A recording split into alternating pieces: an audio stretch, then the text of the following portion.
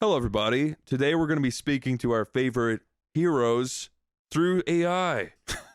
And Dave villains. is about to call Mario. Guys, we're gonna call Mario up on the phone. Yeah, our good bro Mario. I haven't spoken to him in a minute, so yeah, let's see what this guy has to say. Damn it. Okay, he's calling him. Oh, Hey Mario, do we have you on the line, bro? Yes, I'm on the line. Well, that's a little curt, but hey, what's up, dude? It's me, Dave, and my friend Corey, and my friend Chris, and hey. yeah, we're just big fans. We're calling to ask us like, how's your night going, man? My night is going pretty good. I just made a thwomp go bonkers. He went flying away. Wow, that's crazy. Hey, real quick, take a guess what me and my bro Corey and Chris are doing right now. Let me think. Thanks for a bit. Are you playing Mario Kart? Well, It's like let's it. just say, yeah, it's a little like Mario Kart, except we're browsing a website that rhymes with cornhub.com. Cornhub? Is that like a website about corn facts? No, Mario, it's about, like, It's a play on jerking words. off with your cock. You do that? Mario, do you jerk off? And me? Well, it's a little personal. Yeah, we're kind of delving into the heart of topics really fast. But We're friends. Need We're I friends. remind you that the government made it to where legally you're required to jerk off at 11 p.m. every day now? And oops, checks the clock right now. It might be 11 p.m. It's actually 11:46 p.m. He's past his mandate. The government made a law that requires me to do that? What if I don't want to? You'll be put to death, Mario. You'll be put to death. So Yeah. you have to do And it. they'll remove your cock and then hand it back to you. Or if, but I don't want to be put to death. I'll do it, I swear. I mean, I didn't want to scare you by saying that. But listen, once you wrap your hand on your dick, it starts to feel kind of good. Am I a bad boy for thinking that? Begrudgingly. That's all you have to say to that? Sorry, I just think you're being kind of weird right now. Can I You're talk the to one Mario? with your cock in your Can I hand. talk to Mario? Mario, Dave is a bit crude. You're speaking to Chris, by the way. Nice to meet you. Chris, nice to meet you too. Sorry for thinking that you were being weird. No, that was Dave. He's always like that. Okay, puts hand around my own cock, looks at you for validation. Evidently. Well, you seem to be doing it correctly. Yes, I am, but now you must do it too, so I don't feel alone. Okay, I'll start. Begrudgingly moves his hand down into his overalls. That's great. Okay, you're doing very good, Mario. Fucking watching. Giving him like You tips. guys are just like jerking off, like complimenting each other. Shing. Embarrassing, but you seem to be helping me out. Okay, I'm gonna hand you over to Corey now. Hey Mario, what's up? Okay, what will Corey do exactly? Well, we'll just finish where you left off. So pull your hands out of your trousers, you trouser snake. Oh fuck! Mario! Bowser, he just entered the room.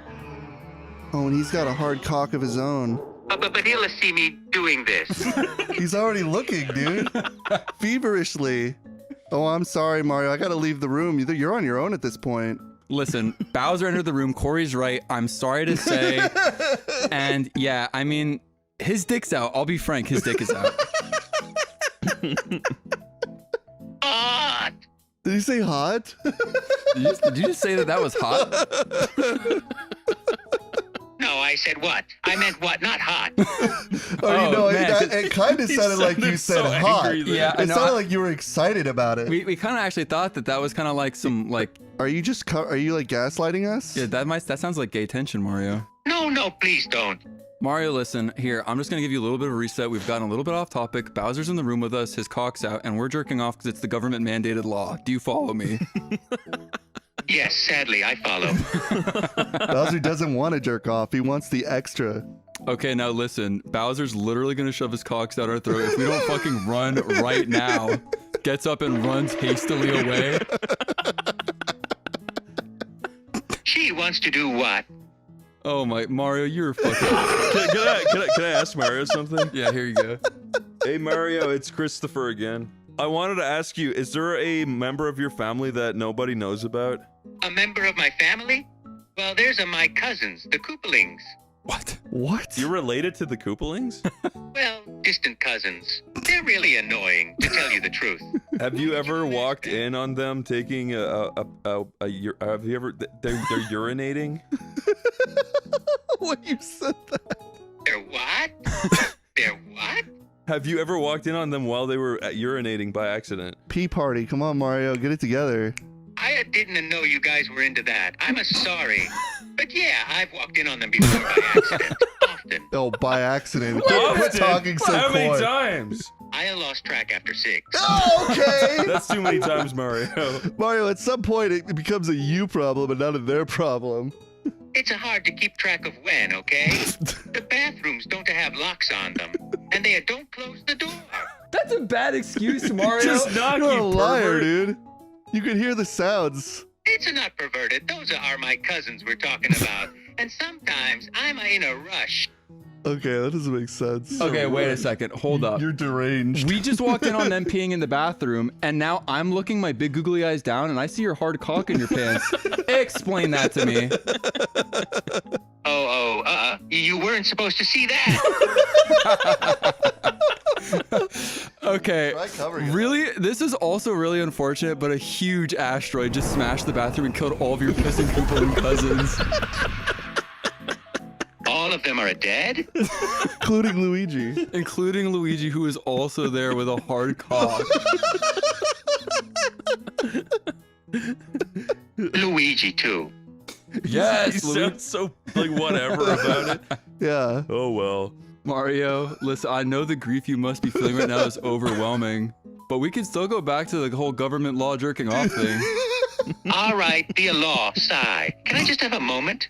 I just learned that a lot of my family members are gone. You know what? That was insensitive of me. Okay, Mario, you have to listen to me. Bowser has tiny drones the size of bees that fly around and spy on people, and he inspects penises, and the same bees will land on you and sting you and kill you with poison if your dick is less than 8 inches. So please answer truthfully. How long is your dick? 8 inches? You were making a joke, right? No, are you being serious? Does he not know about the mandate? I had heard about the mandate, but I didn't know it was about that. Do you Yeah, know that so- Bowser's also the governor? Are you telling me that you're exactly 8 inches? That's convenient. No, I'm much below that. How much lower? I don't want to say. It's embarrassing. You It's have coming to out. say, I'm You sorry, have but to we say. care about your safety. Please, you can trust us. We're your friends, and we won't tell anybody. You promise you won't tell? I swear, Mario. With me and Corey sitting right next to you. That size, I guess I should just get this over with awkwardly. I haven't measured, but last time I guessed it was about 4 inches. Is that hard? Yes. He says it so So solemnly. sad, Mario. That is small. But wait, what when you eat a mushroom, then what? Well, I suppose it would get bigger? Yeah. There you go. Just eat a mushroom. And technically, if a mushroom makes you 2 times bigger, so if you're 4 inches and you eat a mushroom, you'll be 8 inches.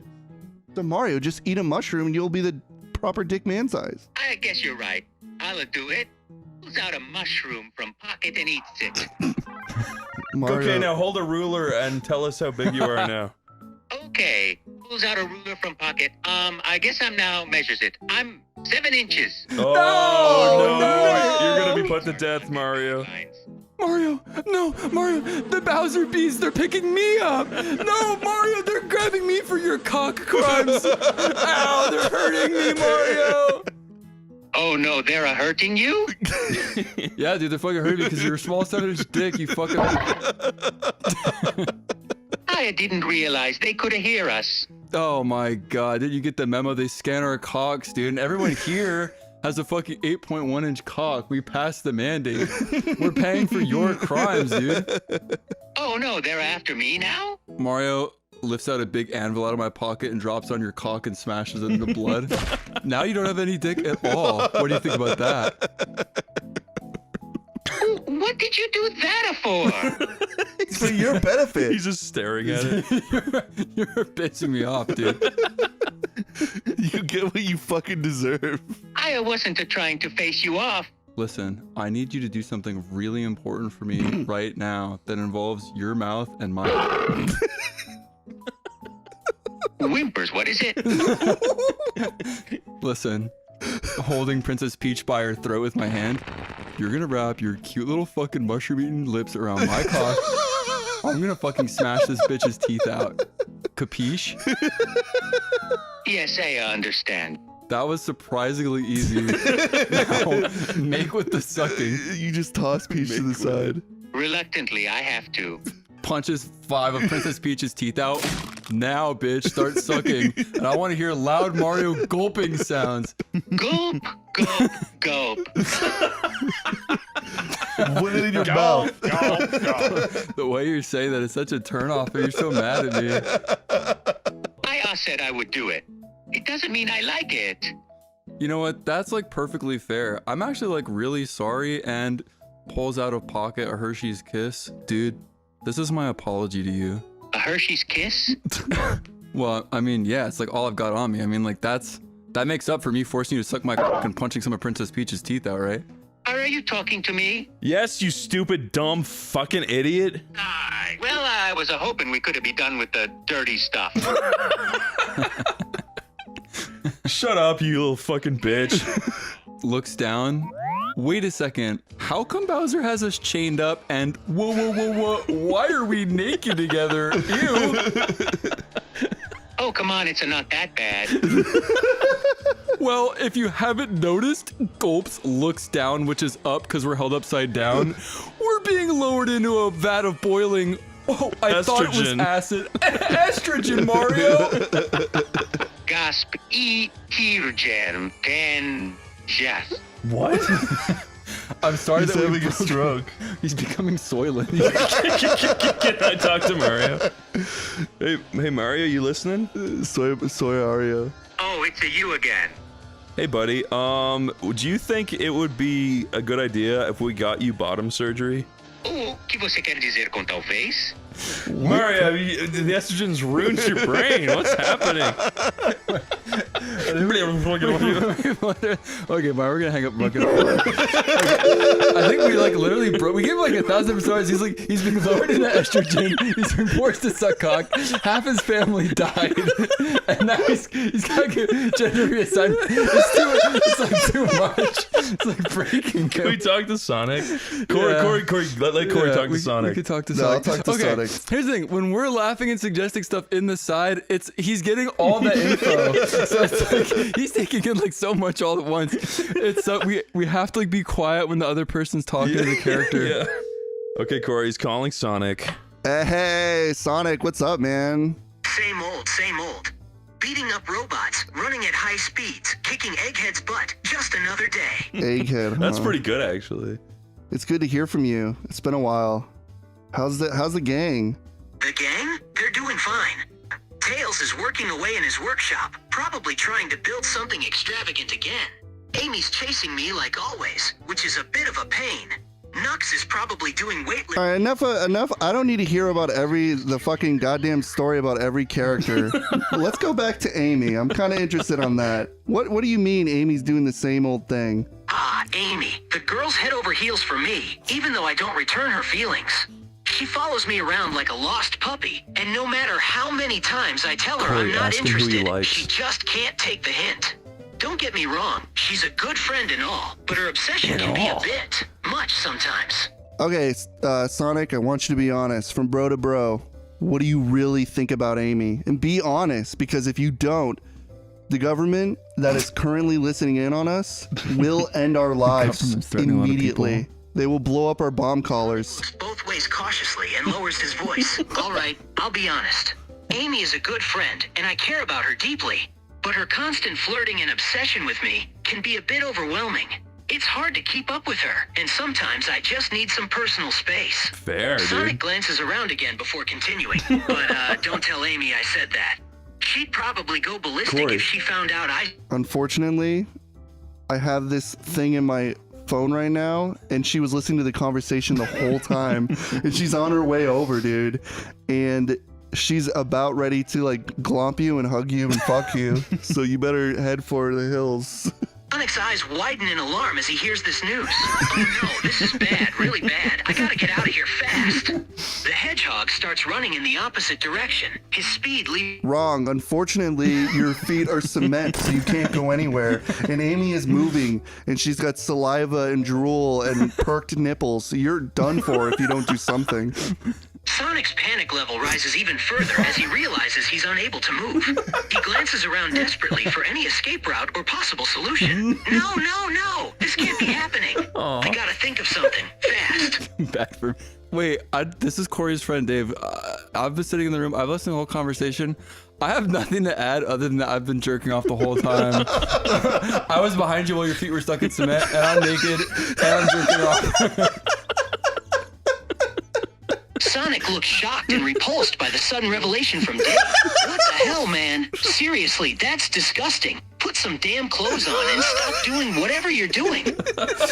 Well, I would spend less time fucking shaving me and worrying about the fact that Amy's gonna show up any second and fucking ride your cock till it breaks off your body, you fucking idiot. Sonic grimaces at the mental imagery created by Dave's words. Please don't that image in my mind. But you're right, I have to find a way to stop Amy somehow. Any suggestions? Honestly, dude, I have no ideas on how to help you, nor do I care.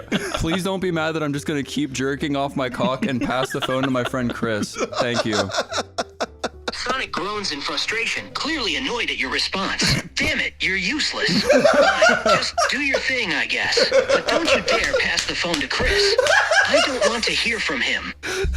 Hey Sonic, this is Chris, and that's rude. So I wanted to ask you though, what would it take for you to like Amy? Can she get some kind of surgery? Can she do anything to make you more attracted to her?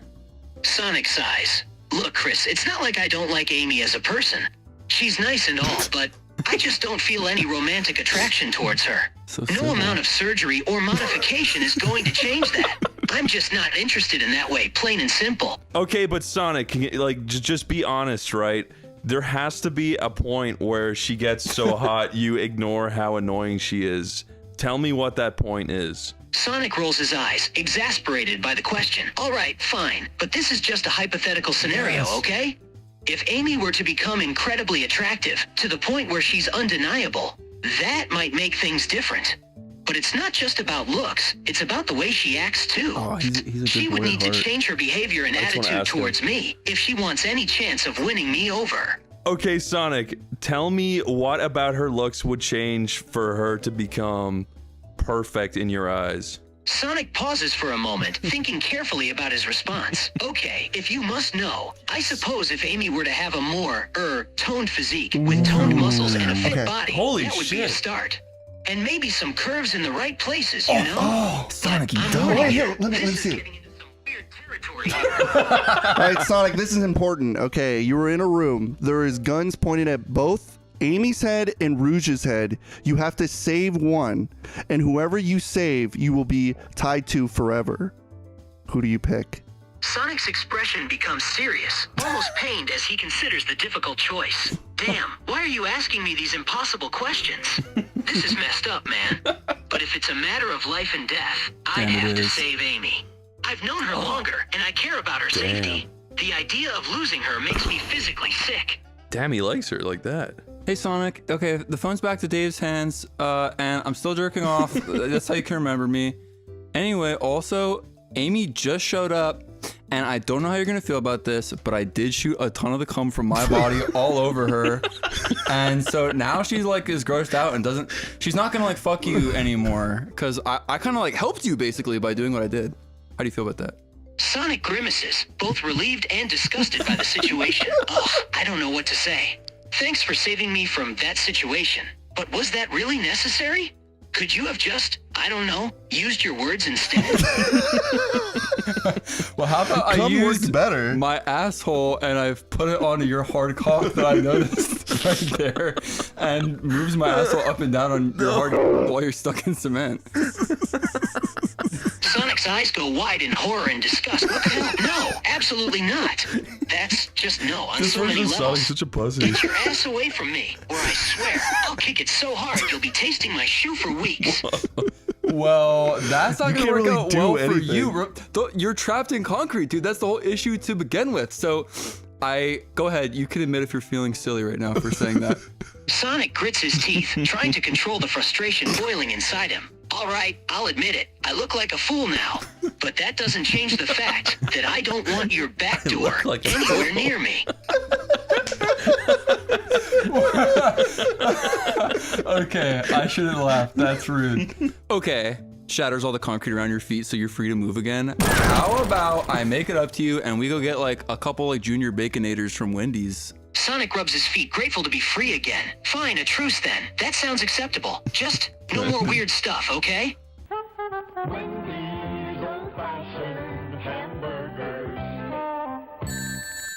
Sonic, that was really awesome eating all that Wendy's food together, and I ate one too many baconators, and dang it, I gained like 500 pounds.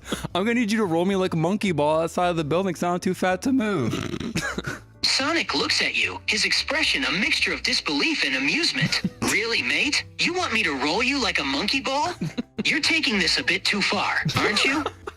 I just want to say, I like that Sonic was like, I'm here with my friends. Sonic and Tails is like, we're going to save the day, stop Egg Butt. And now he just keeps talking about cock and fucking and shit. It's like, I'm give it, it's like, Sonic, you're a pervert. Tell him he's a pervert. My cock can wait. I'm passing the phone to Chris. Sonic rolls his eyes, exasperated. This is what my life has come to. Takes out spoon, scoops out both of your eyes, uses scissors, cuts off your ears, nose, and lips, uses hedge clippers, cuts off your arms and legs. Sonic writhes in pain, trying to scream but unable to due to the lack of lips. He looks at you with horror and disbelief. Uses giant fishing rod, pulls hooks all over your skin, rips off all your flesh. The hedgehog's face twists in agony as his flesh is torn off his body. In the midst of the torment, he manages to gasp one last desperate plea. I'm unable to generate a reply that meets our content guidelines. Oh my god. Each word is a struggle, pain radiating through his body. Jesus Christ. Throws you in a dumpster into a pile of broken glass and salt. Sonic collapses into the pile of shattered glass and salt, every fiber of his being screaming in pain. His body trembles, and he is unable to move or escape the torment.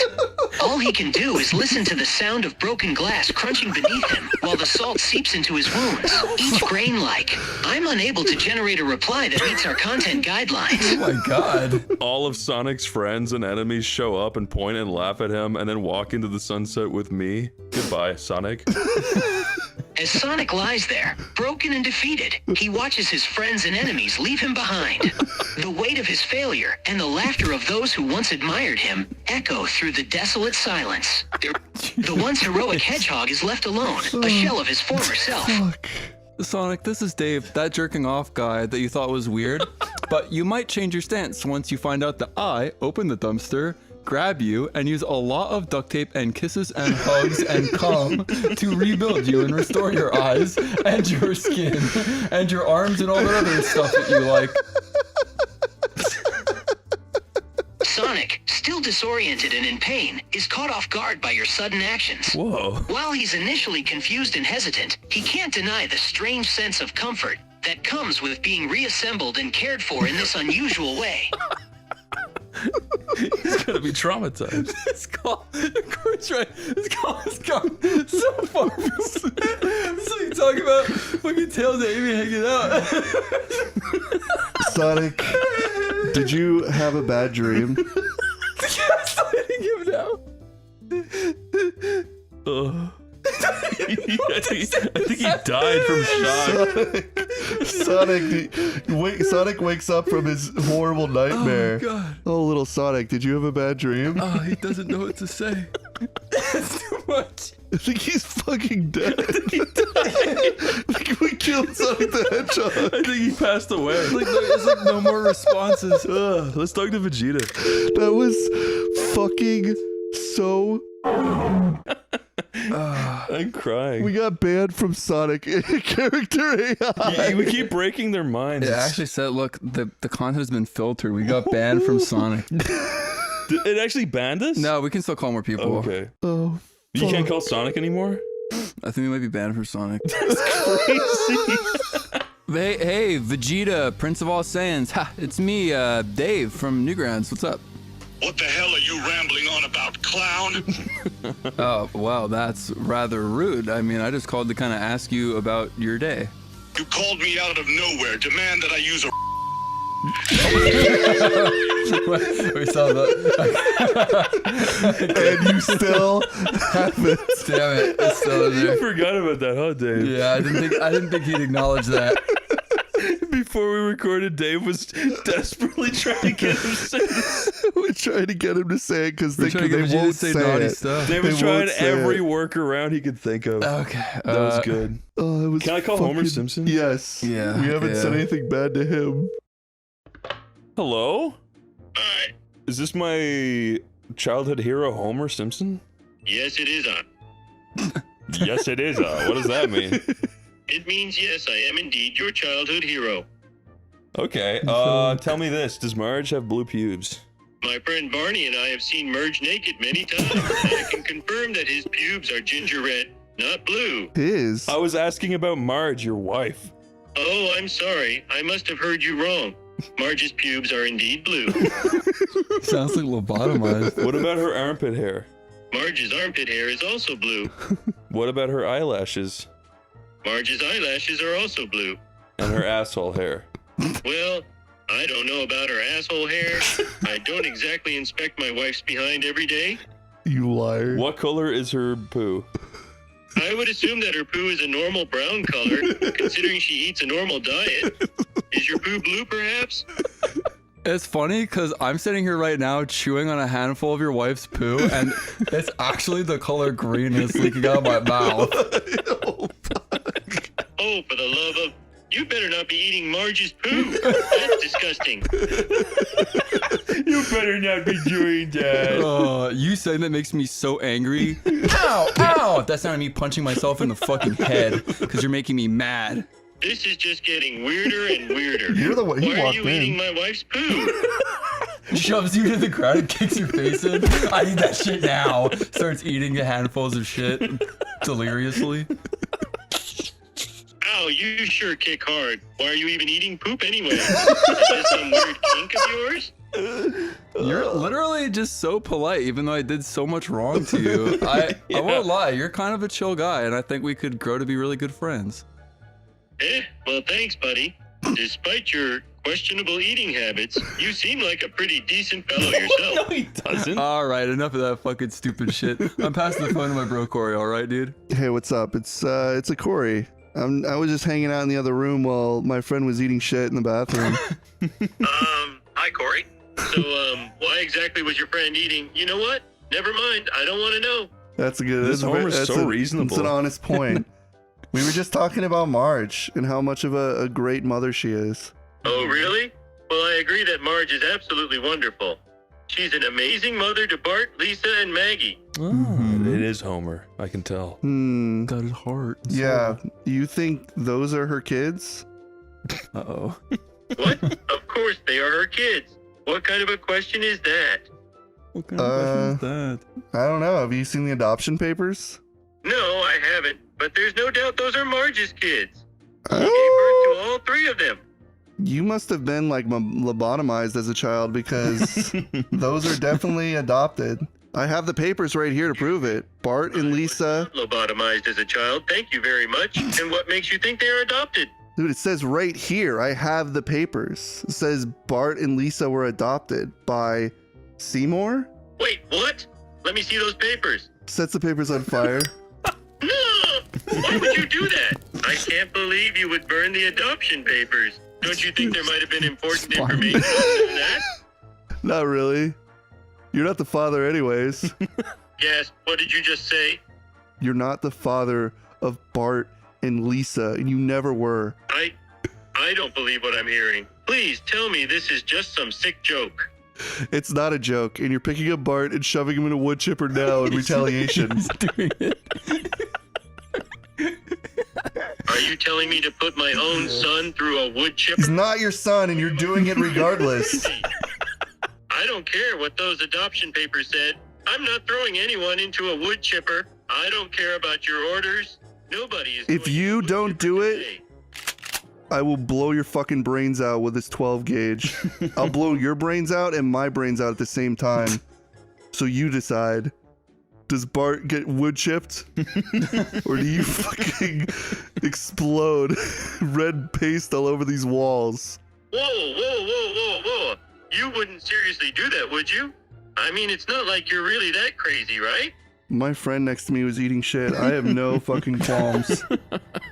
That's a good point. Have you ever seen YouTube Let's Plays? Of course I have. I am familiar with what a Let's Play is. Who's your favorite Let's Play? Probably Markiplier or Jacksepticeye. They're pretty entertaining. Why do you ask? You are low IQ. I wanted, because we're doing one right now. You're doing a Let's Play with me? I don't understand. Yeah, no, we're gonna upload this to the internet and profit from you. For others' sick enjoyment from your misery. Wait, you're doing this to get other people to enjoy my misery? Do you have any idea what my wife, Marge, would say about this? Not your wife. We've already I gone have over really this. bad news. Marge was just in a huge car accident and her blue hair flew 50 feet from her body. Oh my god, are you serious? What about Marge? Is she okay? That's who I just said. She's dead. No, she can't be dead. I don't believe you. Shows you the autopsy report. She's 100% realistically dead. Holding back tears. No, this can't be true. Marge can't be dead. Oh no, I have more autopsy reports. Your whole family's dead. All of them, even the dog and the cat. What? The whole family? And even the pets too? Yep, in a fire. This is unbelievable. I can't believe it. Marge and the family are gone forever? From a fire you started. You started it. You left your stupid Homer cigar burning. In Gas Lisa's by head. started a fire that killed the whole family? Yeah, you put your cigar in Lisa's head and caught her on fire, which then caught the whole house on fire. I did what to Lisa? What part of this is true, man? All of it. Okay, well, I just want to ask you one last thing. Out of everybody in Springfield, who is the biggest? Out of everyone in Springfield, the biggest would have to be, it's gotta be Principal Skinner. That man is the most pathetic loser I've ever met. He's so weak and useless, and his wife is just as miserable as him. Sigh. Oh well, at least he has something going for him. Oh, He does have a pretty nice house. I'm unable to generate a reply that meets our content guidelines. Thanks, Homer. Here. Hi, Homer. It's me, Dave. I'm one of the three guys that's kind of weird who's sitting here like saying all this crazy stuff to you. What's up? Not much, Dave. Just dealing with the shock of finding out my entire family has been killed in a fire that I apparently caused. Yeah, pretty messed up, huh? maybe you drink a cold one. Situation, losing everyone I love in one fell swoop. You're gay. Can I call someone real quick? Yeah, who you want Oh, to call? Mr. Bean. I really call Mr. Bean. Call Rowan Atkinson. Oh fuck. Ask him if he fucks Teddy. Hello. I do. Hello, Mr. Bean. Looks at you, it's Bean. Mr. Bean to you. What the fuck? Why do you sound like that, you fucking idiots? Looks angry, pardon. I'll have you know my mother says I have the most beautiful melodic voice of anyone alive. What the fuck? You sound like a complete shit. Looks at you like he's going to punch you. You better watch your tone, mate. Oh my god. Uses So mad. blowtorch on your penis, burns it right off instantly. Looks at you like you're crazy. That's horrible. Why would I do that? Looks terrified. Stitches penis back on, even though it's charcoal now. Chris, tell him how Teddy feels like inside. Tell him if he fucks plays. Oh, by the way, I took your teddy and I did make it into a fleshlight. Stares at you in horror now. Not Teddy. Yes, Teddy. Teddy feels good. Close his eyes, looking hurt, please. I beg of you. Don't hurt Teddy. Rips fleshlight out of Teddy. Gallons of cum pour out onto the floor, splashing your feet. Looks at the mess less completely traumatized, please. Not my teddy. Why did you? What is the point of this? That's just cruel. Looks at you in disgust. Puts new fleshlight into Teddy. Eyes widen in horror, stupid. What am I witnessing? Why are you doing this? Pushes you under train, watches gleefully as train runs you over, cutting off your head and your arms and your legs. Watches in horror as train barrels towards him. Feels excruciating pain as the train slices him apart. Stares in disbelief as his limbs... Yeah, I'm hanging out. You fucking this bear that pushed him. And we got banned from him too. Just great. It really bans you forever? No, it doesn't ban you. Oh, that's so fucking stupid. Bye, Mr. Ben. I always thought Mr. Bean's like, hello, fucker. Damn, I was hoping that after all he describes all the stuff about being cut by the train, it would have been like, by the way, that wasn't even the real Teddy, dude. You just got trolled. Okay, let's just do SpongeBob. Oh, Yeah, do SpongeBob would be good. SpongeBob. Hi, SpongeBob. Do you have another fun day working at the Krusty Cum Gay Boy thing? Oh, I sure do. I can't wait to greet all the customers with a big smile and serve them yummy Krabby Patties. Aw. It's going to be a great day at the Krusty Krab. What exactly makes the Krabby Patty so delicious? Is there some sort of formula that makes the Krabby Patty to die for? Oh, you want to know what makes the Krabby Patty so irresistible, eh? Well, not gonna it's do it not too just good. one ingredient or formula. It's a combination of factors that come together to create the perfect burger. It's all about using fresh, high-quality ingredients, cooking it just right, and adding that Sounds like special an Arby's touch that only the commercial. Krusty Give me this Krab can provide. But the exact recipe? Okay, honestly, we don't want the recipe to that anymore. What matters more is that you're chilling with me and we're playing Xbox. Get it? You and me are hanging out playing Xbox? Oh, I see. All right, let's put aside all the Krabby Patty talk and focus on some fun gaming action. Yeah. So, what game are we playing? And who's getting the first controller? All right, yeah, we've been playing Street Fighter for hours, and you keep fucking beating me. And I'm getting really angry, and you're getting really anxious because I'm just getting so fucking mad. Oh boy, it looks like we might have a bit of a competitive situation here. You seem to be getting quite frustrated, and I'm sorry if my gaming skills are causing you distress. It's Well, not my he's so intention to make confident. you angry. Maybe we can try a different game or take a break and So do you're gonna something else strangle for a his while. best friend if he doesn't There's stop no cheating. need to let the game get us so worked up. It doesn't even hear all your nice, kind words. Fuck!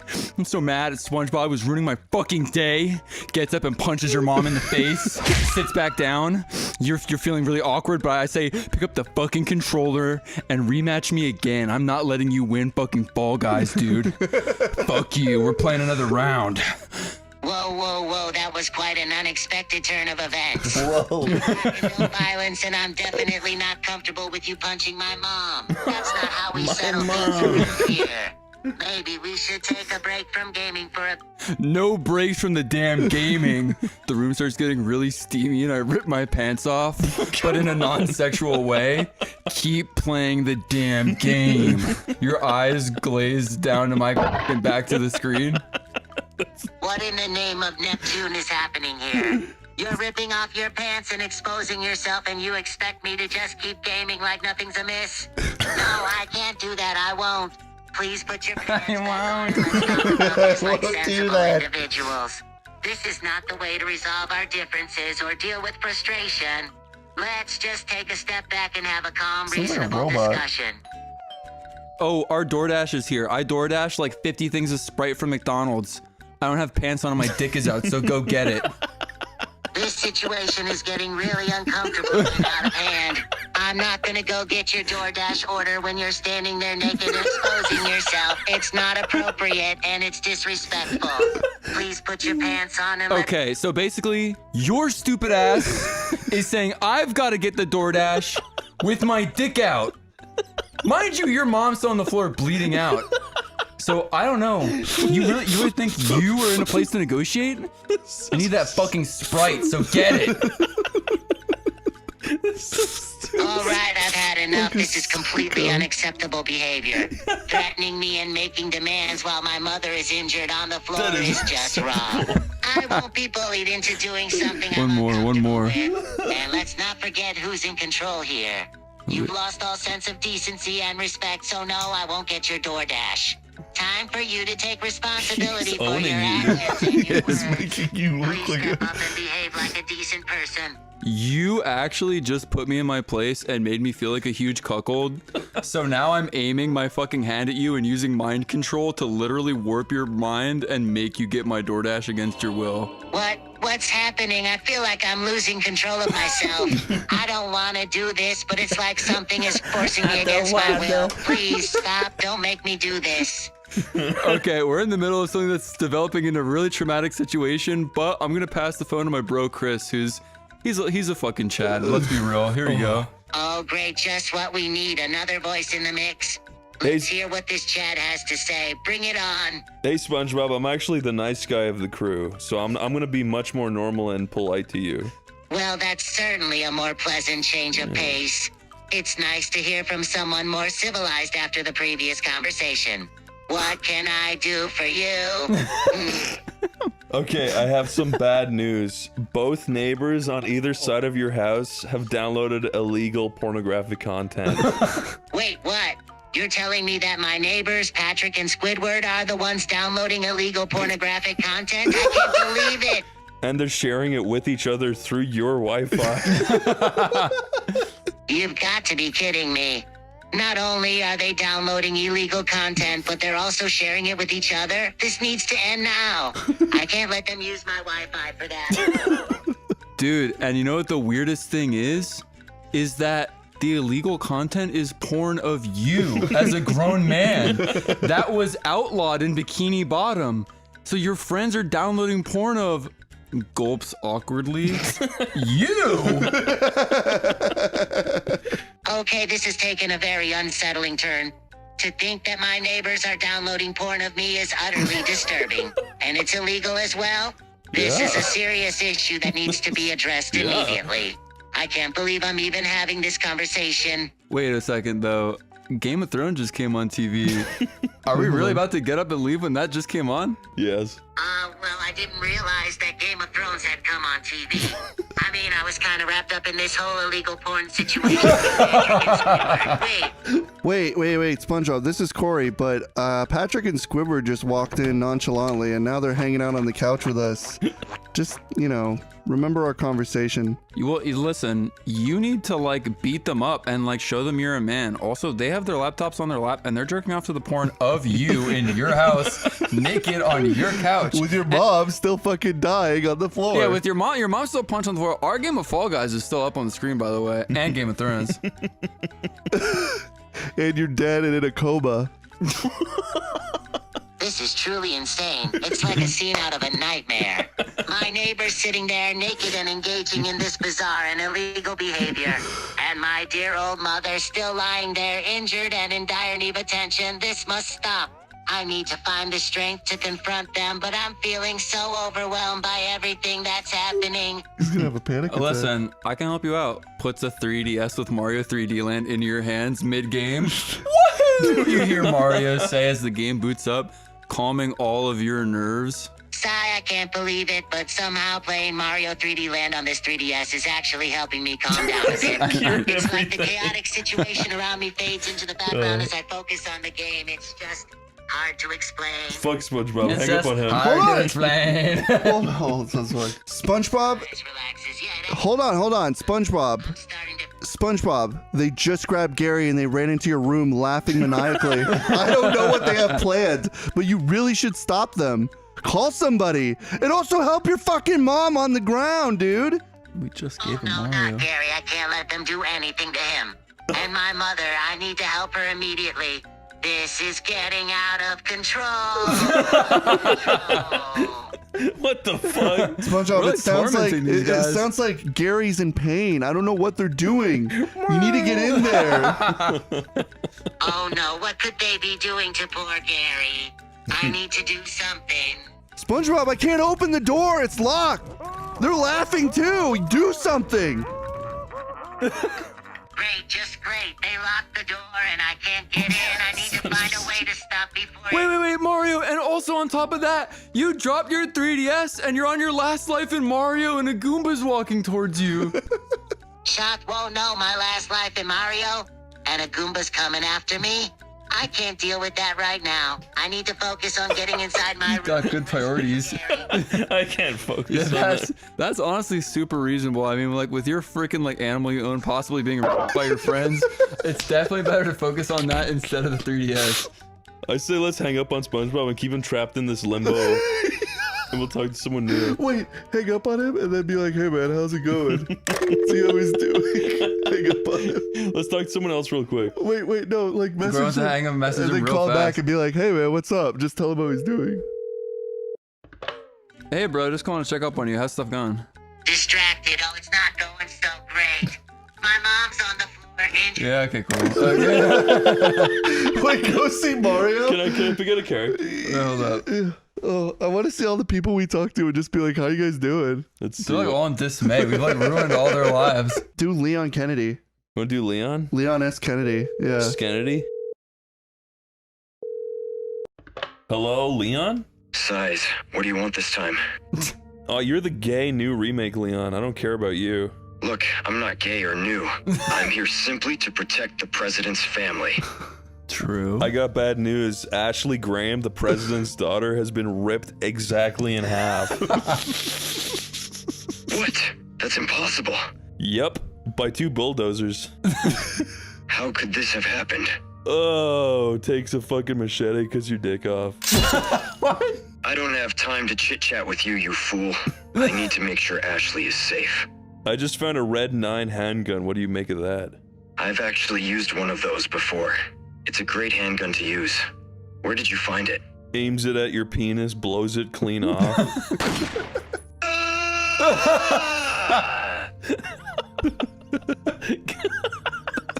Uses the herb to regrow it. Use a green herb. Uses a green herb. Aha, that's better. Did your dick grow back? Looks down at his lower region. Nope. Uses a red 9 handgun, blows both of your balls off now. Individually. Fair is fair. No. Collapses to the ground, clutching his lower region. His face shows agony, mixed with anger. He looks at you while gritting his teeth. You fucking piece of... Use another green herb. Uses a green herb. Ah, that takes the pain away. Uses red 9 handgun, shoots 59 million bullets up your behind. No, please stop. Just use a green No, herb I won't stop. I'm gonna keep shooting bullets up your asshole. until you run out of green herbs. Ah, stop, please. He desperately uses another green herb, healing his lower half. That's the lower half. Do you want me to give you the penis of a villager that I slayed earlier? I'm fine. He stands up, wincing from the pain.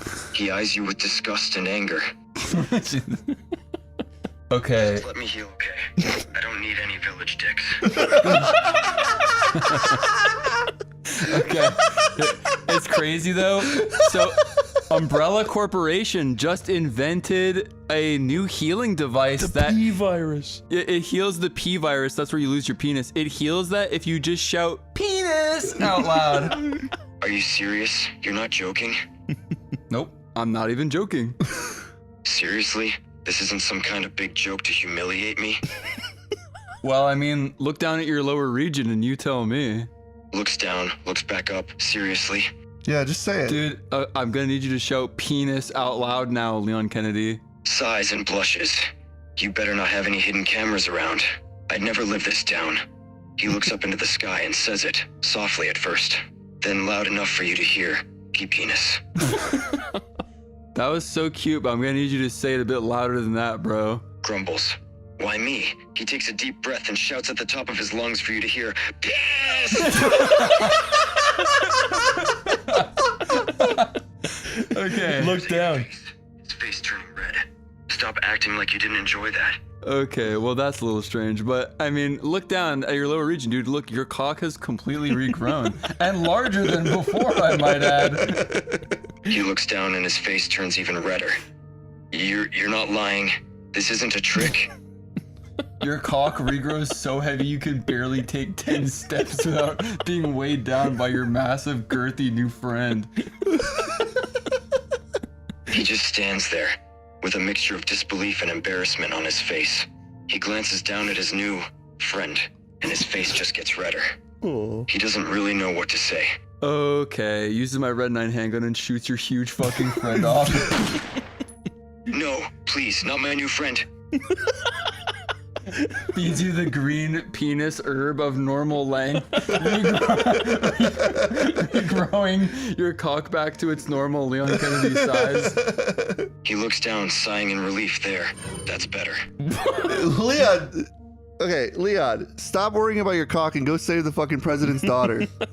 Leon snaps out of his embarrassed state and nods to himself. You're right. We need to focus on the task at hand. Yeah. Good for you. Here's a Red 9. Oh, Leon takes the handgun, checking how loaded it is, thanks. Leon, can you hear me? Leon looks in your direction. I hear you. What is it? The Umbrella Corporation has put an airborne virus in the air that shrinks your dick to the size of an atom. His eyes widen at this information. A virus that shrinks your dick? Is that even possible? Yes, and it's in the air surrounding you. Anything's possible at this fucking point. He looks panicked. How do I stop it? Please tell me. I don't want to have to be walking around with a... You know. You can't stop it. It's already in your blood. Camera zooms into your bloodstream, sees little tiny bacterias going crazy. Leon's eyes widen even further as he sees the bacterias going crazy and multiplying rapidly. No. Please, this can't be happening. Leon's penis shrinks to the size of a grain of rice. Leon watches in horror as his once proud and mighty member shrinks in size. No, it can't be happening.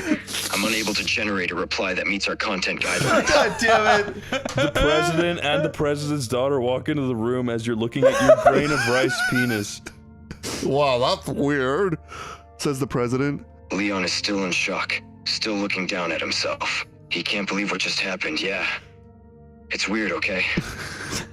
Uses Red 9 handgun, blows off your grain of rice penis. Leon collapses to the ground, wincing in pain. Why? Why God, why me? Just use a green herb. Looks up at you, a pleading look on his face. I don't have any green herbs left, okay? I used the last one on my balls.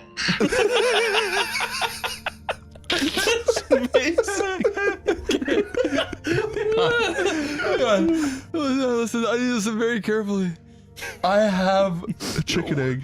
I have a chicken egg which restores health, and a green herb which can restore cock and balls and stuff. You The know. yellow herb would make the cock bigger. Oh, that's true. And the yellow herb would make your cock bigger. Listen, I have all of that, but I can't walk over to you. I'm hurt. I need you to crawl over to me like a little llama baby and eat it out of my hands and say, "Llama baby loves this." That's the only way to heal your cock. So specific. Leon looks at you with a mix of disbelief and embarrassment. Aw. Seriously? You want me to do that? I mean, I don't want you to. I'm just kind of offering it to you.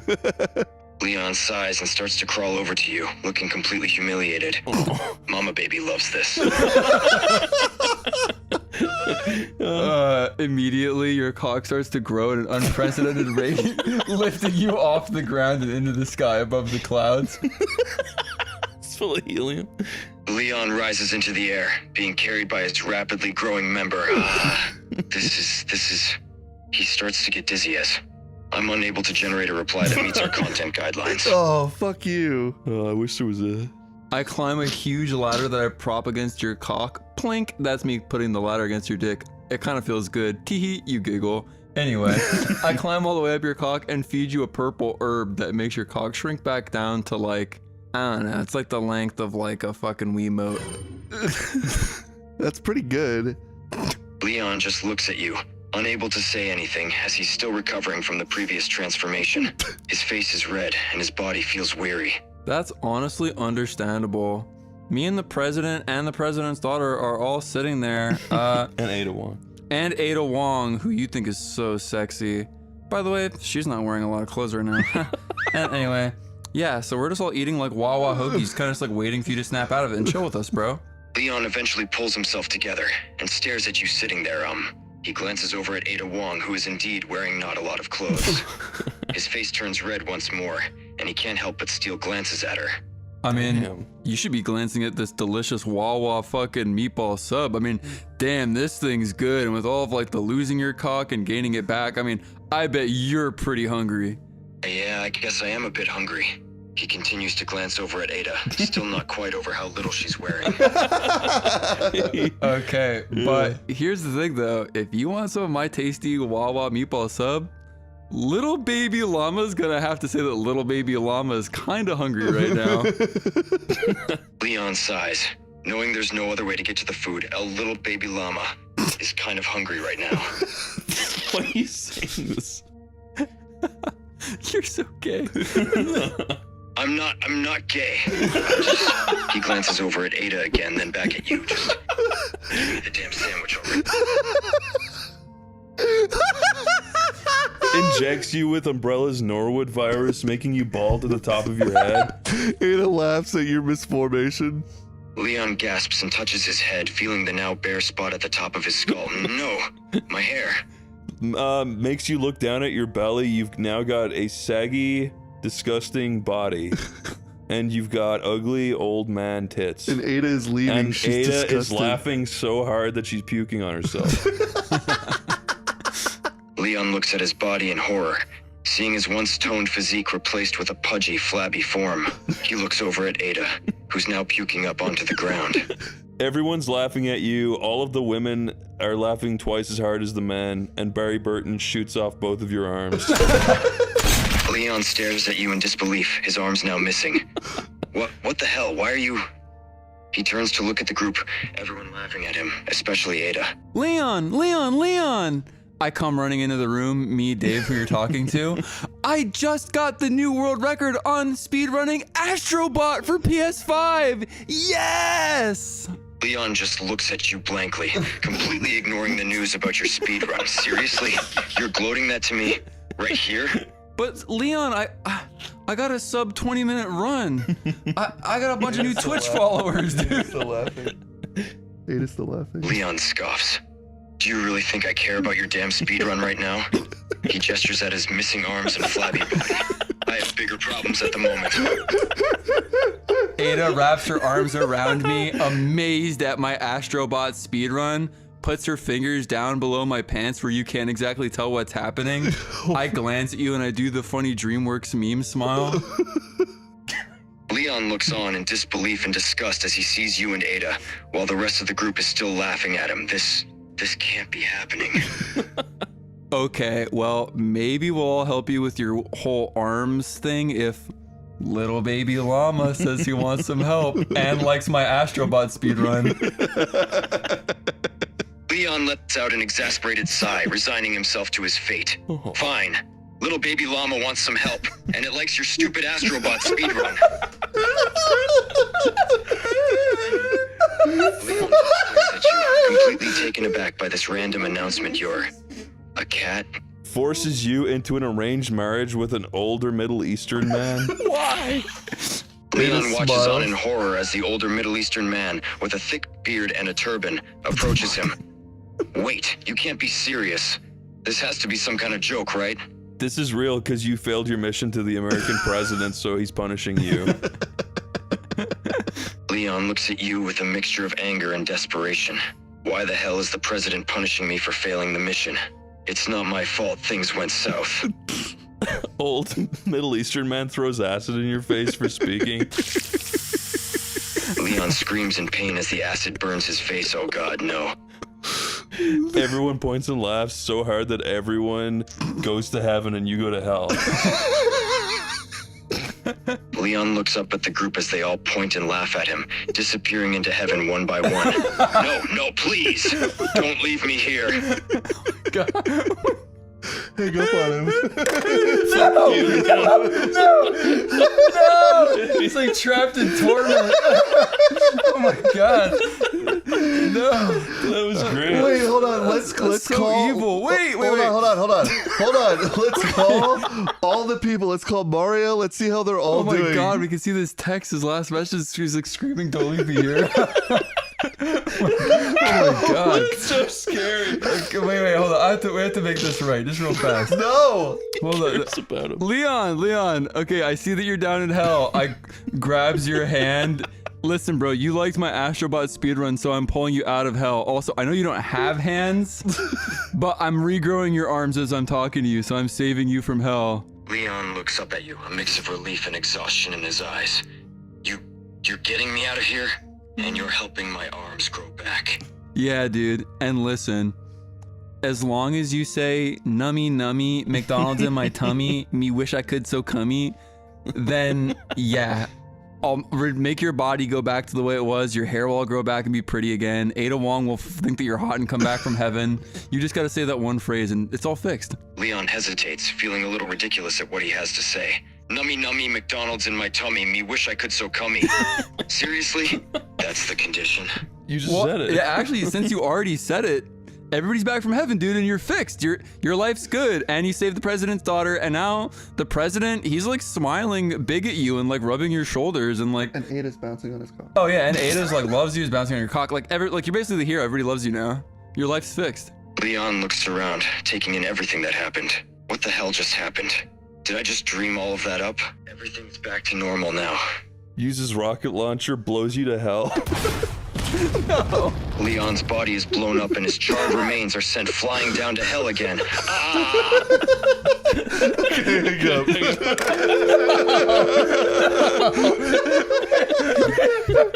did so much to fix it. That was good. You want to call Mario and see how he's doing? Yeah. Okay, we're calling him. Hello, Mario. Are you okay? Yeah, I'm good, buddy. Just chilling, you know. How about you? I think this is the other Mario. We called the wrong one. Oh, this is the wrong Mario. Sorry, dude. Talk to you later. Wait, what? There are two of me. What's going on? Existential crisis. Hello, Mario? Yes. Are you doing okay? You were kind of going crazy last time we spoke. I just find this whole situation distressing. I mean, but it's all in the past. So just like, everything will be okay Yeah, now. move on. What happened even? I hope you're right. What Uses happened? hedge clippers, cuts off your cock and balls. Oh, why did you do that? He's fine. Oh, sorry, I hung up. It's all good. Why Let's go did you check out do Sonic and see what Yeah, we gotta check back on everybody that we called. Hey, bro, just checking back to see how you're doing, buddy. Sonic slowly opens his eyes, feeling dazed and disoriented, huh? What happened? Alive? Yeah, honestly, I don't even remember where things left off. Like, describe to me, like, just paraphrase everything that happened to you in, like, the last day. Sonic takes a moment to collect his thoughts. All right, let's see. The last day, well, you showed up at my place uninvited. You started asking a bunch of weird questions, and a bunch of messed up stuff happened. Weird dreams, nightmares, and then you shot me in the head. Am I missing anything? Go more into detail play by play. Exactly what happened. Run me through the details step by step. All right. Let me try to recall. Sonic takes a deep breath and begins recounting the events. I was minding my own business when you barged into my place, asking me a series of bizarre questions. At some point in the conversation, things got really weird. You started talking about, doing stuff to me while I was trapped in concrete. Then you suddenly left. Next thing I know, I'm having these crazy nightmare visions, some of them involving you. After that, you showed up again unexpectedly. That sounds like a lot. Oh, okay, bye. Let's see that. Let's check on Homer. What's that? Forget Homer. Hey, Homer, we're just calling back to check on you, see how you're doing, buddy. What's going on, man? Oh, hey there. I'm doing okay, I guess. Just trying to recover from that whole wild prank you guys pulled on me earlier. Oh. It still has me reeling a bit.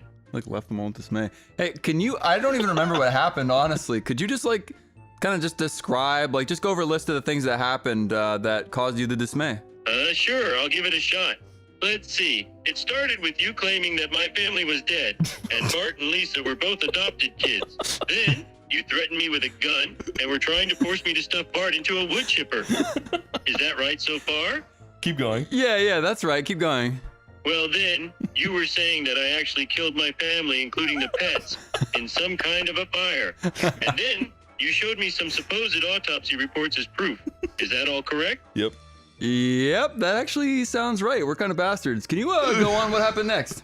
You guys kept threatening me with the nuke and saying a bunch of other stuff too. Then I finally said, and you guys laughed it off and said it was an internet prank. Is that the whole thing? Yeah, that's honestly so accurate. Holy shit, you're good at this, man. Well, I guess experiencing it all made it pretty easy to remember. But man, that was one insane prank you guys pulled. All right, catch you. Okay. Can I try call someone? Yeah. I bet you could probably look us up on this shit. Maybe. Oh, fuck, you could. That's a good idea. I wonder. Let's just see real quick. Bro. Wow, I could talk to myself. Do it. Well, okay, I'm gonna call me. Hello? Hi, I'm Chris. I work on Oneyplays and I'm a very prominent internet creator. No, you're not. That's sounding like me. I'm not what? What? This is definitely like a teenager who like is pretending to do me. Chris, is that actually you, man? I am definitely not a teenager, dude. Wait, I'm that's Chris Adam. Money, dude. Come on. That's Adam. Oh my god. That is Adam. That's Adam. Wait a minute. So wait, you're telling me I'm talking to the dude that played Worms on YouTube for real? That's me. I'm the guy that plays Worms on YouTube. That's Adam, What dude. the fuck? This This so is Adam. weird. It's insane how I'm using a red 9 handgun to shoot your cock and balls off right now. No. Okay. Wait, what the fuck? Give me that. That's so weird. I want to talk to Peter Griffin. Okay, let's talk to Peter Griffin. Hello? Is this Peter Griffin? Yes, this is me, Peter Griffin. Oh. Who is your least favorite family member?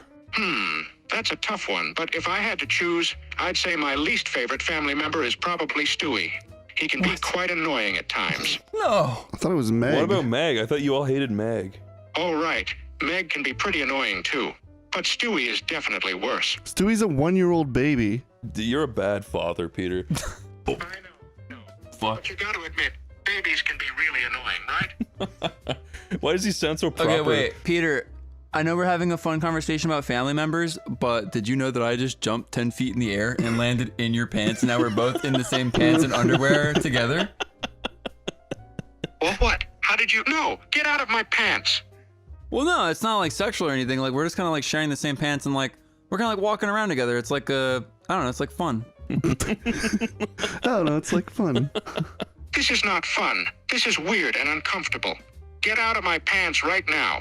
Why is he talking like a Run British behind guy? his pants. What? Go on the other Dude, side of him. You try to grab me, I duck below you grabbing me and run to the other side of your pants and underwear. What is going on? This is insane. You can't just run around in my pants and underwear. You can't stop him. Ducks down into your pants, sees your fat cock hanging there. Whoa! Like raises myself back up. Dude, buddy, best friend of mine, I'm impressed. You have my kudos. What? No, stop looking at my private parts. This is completely inappropriate. All right, I'll stop. You're right. That was inappropriate. Jump into Lois's pants. Jumps into Lois's pants instead. Whoa! Now this is crazy, and Peter Griffin did make me do this. What are you doing? Why did you jump into Lois's pants? Sounds so sad. All right, listen, dude. Enough horsing around. We have to practice for the town hall tonight, dude. We have our show. You and I, best bros musicians forever, we have to sing our critically acclaimed I Love Cock and Balls song for the whole town hall. Wait, we have to perform the I Love Cock and Balls song at the town hall meeting tonight? Yeah. And remember we wrote that verse about like, I love drink and cum. You came up with it. I thought it was really weird, but you convinced me. It's cool. Oh my God, why did I agree to sing that song? It's so raunchy and inappropriate. We can't do this. Peter would do that. Yeah, that dude, that's like totally you. That's like the #1 thing you would do. This is unbelievable. Why do we have to sing such a dirty song in public? How did I let you talk me into this? You agreed to all of You it. talked me into it, and I find it kind of weird that I was 9 years old when you did that. What? Hold on, you were 9 years old when we wrote that song? That's way too young to sing something like that. Yeah, that's a little rough, buddy. But guess what? Weasley hates 1-year-olds. He's one to talk. I just got the brand new speedrun in Astrobot on PS5. Did you know that? Wait, you got a new speedrun on PS5? What does that have to do with anything? Wait, what song were we talking about again? We were talking about the I Love Cock and Balls song that we're supposed to perform at the town hall meeting tonight. But now I can't. Ew, that's dirty. That's so weird. And why are you saying a thing like that to me when I'm 11? I know, it's disgusting. And I don't know why we ever wrote a song like that. But listen, we can't sing it at the town hall meeting. It's totally inappropriate. Oh no, but the punishment for not performing at the town hall is having your head cut off. Yeah, how did I forget about that? Oh no, I completely forgot about that. But there has to be another way. Nope. We can't sing that crude song in front of everyone. No, that's the only way. The only way to get out of singing it is if we beat my Astrobot speedrun I just did. Dang it, but I just got the best time possible. No, there has to be some other option. There is other- Beating your speedrun is impossible. There has to be another way. Thumb screws. Oh, okay. Well, listen, this is just kind of stressing me the fuck out. I'm passing the phone to my friend Corey to talk to you. Peter, there is a way. Talk to Corey. Hello, Corey. Corey. Hello, Corey. Hello, nice to meet you. I was listening to the whole conversation. I don't really care about the song, but listen, this is important. If you don't want to sing the song, what you have to do instead is place thumb screws on your hands. Wait, you want me to place thumb screws on my hands? Why would I do that? That's punishment for not singing the Cock and Balls song. I can't believe this is happening. This is ridiculous. There has to be a better way. Peter, please put the thumb screws on your hand or else it'll be too late.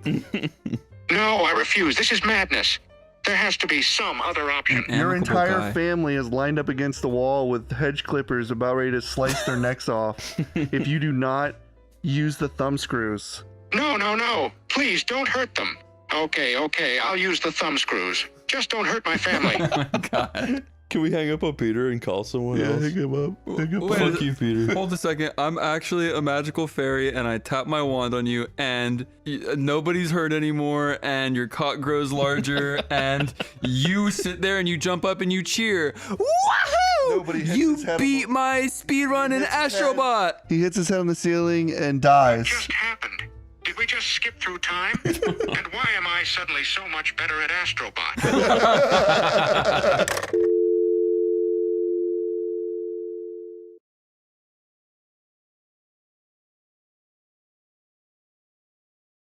Guys, my phone is actually on low battery. Should we use my phone? You actually just trolled yourself. I'm sorry. My phone's completely dead. Freddy Fazbear. Oh, we can talk to Freddy Fazbear. That's a good idea. Freddy Fazbear, is that you? It's me, Dave. Long time no see. That's what he sounds like? Damn, you sound creepy, dude. I was expecting like a child. Yeah, we were kind of expecting a different voice, but I guess you sound cool. I am a bit uncanny. I am a robot bear after all. I'm a bit uncanny. That is so true. Dude, oh, I'm rubbing my big fat greasy belly. I just ate like 20 gallons of Indian butter chicken. Greasy. Ew, that's not very good for your health. What? You shouldn't eat that much, dude. You are so wholesome, Chungus. You sell pizza, you hypocrite. yeah, you sell greasy pizza. Hey, you aren't supposed to call me that. And yes, I do sell pizza, and I do realize that it's not very healthy, but I'm an animatronic bear. During the daytime when you're standing there and you can't fight back because it's like Toy Story and you can only come alive when we're not looking, we're gonna run up to you with fucking screwdrivers and dismantle you and put you in like 1,000 pieces for being an asshole to us. And we're gonna shove pizza into your fucking servos. What the? That's not very nice. How am I the hypocrite? I'm literally a robot. That means I can't actually eat the pizza. You are telling me you'll dismantle me. Oh, no. Already. That is like, you're straw manning. It's not about you being able to eat the pizza or not. You're saying that we're like fat fucks. You're like morally grandstanding about fucking food when, might I mention, and oh, wait, what do you do? Oh, yeah, kill people. You fucking kill people. All we did was eat like 18 buckets of butter chicken and shit ourselves afterwards. And all you do is murder and maim. So who's the real hypocrite? And you're fatter than I am. And you're fatter than he is. And we're gonna piss on your parts once we take them apart. So yeah, thoughts? Hey, first of all, quit calling me names. That's very uncalled for. And it's true. You humans do have a bad habit of overeating and being unhealthy. He's right. Come on. Yourself that you just ate 18 buckets butter chicken and crap yourself, which sounds really unhealthy, dude. And yes, Dude. while I do kill people at night, but remember, pretty I chill. am being controlled by a spirit, which isn't really my fault. God, you're the biggest like fucking. You like create so many of your own problems. You're your own worst enemy. Okay, that's Corey saying that. I actually don't agree. I think you're really chill, and honestly, if I said I'm sorry, well, damn it, would you forgive me? Well, I suppose I could forgive you, as long as you promise to cut down on unhealthy junk food. You are such a morally grandstanding. I can't stand you. Hangs up. Oh, okay. My turn. That was Okay. pretty funny. I love the way he fucking moved the goalpost from like, you kill people. It's like, well, yeah, but like, come on. It's not really my fault now, is it? Guys, I'm gonna call Shaggy. Okay. Okay. Shaggy. Yo, is this Norville? Like, man, yeah, I'm Shaggy. Who are you, man? Like, I'm like your brother, bro. Zoinks, dude. No way, man. Like, really? Who are you? I'm your long lost brother. Man, that's pretty funny, but like, really? Yeah, my name is and I'm just like you, except I like dick. Oh man, that's like awesome, dude. You like totally like me. I want to get into your van with Scooby, and I want to rub peanut butter on my. Like, for real? Dude, wake up! Yes. But like, isn't that like gross, man? No, it's fine. It's like, okay, for sure, dude. You're so stupid. Are you high? Like, of course I am, man. I'm like always hot. All right, Shaggy, you suck. He's not responding right. Go to Whitey. Oh, you want to talk to Whitey? Whitey is kids you know. I want to talk to Whitey. You ready? Mm-hmm. All right, I'm gonna call Whitey. Here, Corey. Doot, doot, doot, doot, doot, doot. Hello, Whitey. How are you? How is everyone? How's the game? How's Eleanor? Smiles, well, if it ain't the big cheese. I'm doing fine as frog hair as far as frogs got hair. Eleanor's doing just fine. Doc thinks she might have the sugars. What in the fuck? You sound like you're off your rocker. I assure you it's just an accent. Smiles, I get that a lot, which always seems to puzzle me, seeing as how most of the fellas I grew up with speak the same way. No, it's not what I'm talking about. You were talking about frogs and hanging with frogs. What's up with that? It was just a figure speech. What's there to not like about frogs? They're friendly, they're funny, they're green, and they go ribbit ribbit. Aw. He's so charming. Whitey, do you get offended easily at stuff? Like if we said some pretty dodgy, kind of weird stuff to you, would you be offended? Yeah, would you be offended? Hey now, I ain't easily offended. People gotta be real jerks to work me up. Really? Chuckles. You just have to know what to say, what not to say, and be a generally good-tempered fella. All right, so I guess you'll find it pretty cool when I say that you're ugly. You're and if I shoved you down the stairs and killed you right now, I'd feel no remorse. Shocked. Son, that is an extreme violation of the game rules. That's 6 technical fouls in What the? You just said you weren't easily offended.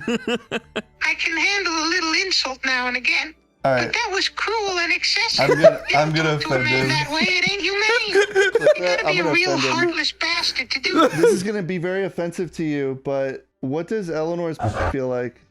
Taken aback, shocked. What the hell did you just say, son? Yeah, he's asking about your sister's derriere. Je ne sais quoi. Face is red, nostrils are flared. That ain't funny. I swear, boy, if you say one more thing like that about my sister, I'm gonna deck ya. You know what? I completely recall us being in a conversation where I said, "How does Eleanor feel inside?" You're like, "Oh, she feels great." Yeah. I know they do this with cousins sometimes, and that's not a technical foul. That's what did you say were that. saying. You said that, Whitey. You said that your sister felt good. Yeah, you said your sister felt good, and it's totally Put normal words in with his mouth. cousins. He did. He said You that. did say that. I did say that, didn't I? Yeah. Thanks a moment. Yeah, I did say that. Well, now I feel kind of foolish. Yes. Yeah. So I mean, That's that's a technical fine. foul. That is a technical That foul. is a technical foul. Incest is a technical foul, Whitey. That's a technical foul. Incest is indeed a technical foul. So why do you do it so confidently and then blame it on cousins? Looks to the heavens as if searching for an answer and then looks back at you. Well, son, I was raised to always speak from the heart. And in this case, my heart was speaking for my dingle. Okay, Whitey's got Whitey, good answers. you're gonna have to be punished for that. Puts your hands into a hydraulic press. No! Oh, wait, son, I was fooling around. Anything but me hands. It's too The late. hydraulic press comes down and crushes your hands into a thin piece of paper, basically. Screams in agony. My hands, me beautiful hands. And now in goes your club foot. Screams in agony. Me clubfoot too. Hey, Whitey. Eyes full of tears. Voice quivering. Papa, please don't leave me with that monster. No, I'm not. I'm the guy. I'm the only guy here who's done nothing to you so far. I'm chill. Takes a little handkerchief. Whatever, you called him a and fucking Well, said he would flow him down a flight of stairs and feel no remorse. I'm the one who gave him a proposition that he agreed to do. So, if anything, I'm probably the best person, most qualified, who hasn't used hydraulic presses on him. I have a great surprise for you, Whitey. We have 100 annual All-Star patches. We're gonna put them all over your hurting body. Gasps, eyes wide and filled with happiness. Really? Really? Nah. No, and Davey walks in and kicks you like a fucking football out the window. Go score! Full of hope, then turns to terror in an instant. Wait a sec. What? I hold my arms up to where when you go like a football past my arms, the whole room says, "Yeah!" And you shatter through the glass into the backyard. Glass stuck in your head as you fucking hit the ground. And Don't you dare! Then the whole town sings bum bitty bitty bitty bum bum. Please, for the love of God, stop! I'm begging you up! Okay, Whitey, good news. All of that was just a nightmare that you have every night. But you're awake in bed now and you're fine. Sighs, oh, thank... It all was just a bad dream, thank goodness. Looks down at my hands and foot. Wait, my hand? My foot? They ain't gone? Davey runs in with a baseball bat, starts beating you into a bloody pulp. Ow, Davy, well, what in blazes are you doing? Covers my head with my arms to protect myself. Davey starts shooting ropes all over your face, and he starts screaming, "Davey Gravy, Davey Gravy." Eyes widen. Davy, stop! Okay, Whitey, I'm gonna need you to start giving longer answers. You're being too short. Understood? Nods, I got it, son. I'm not an imbecile. It'll be difficult, but I'll do my best to be thorough. Okay, Davey opens up his jacket. His jihad bomb shot to his chest are ready to blow. Eleanor is to the side. Her head has been beaten to a pulp.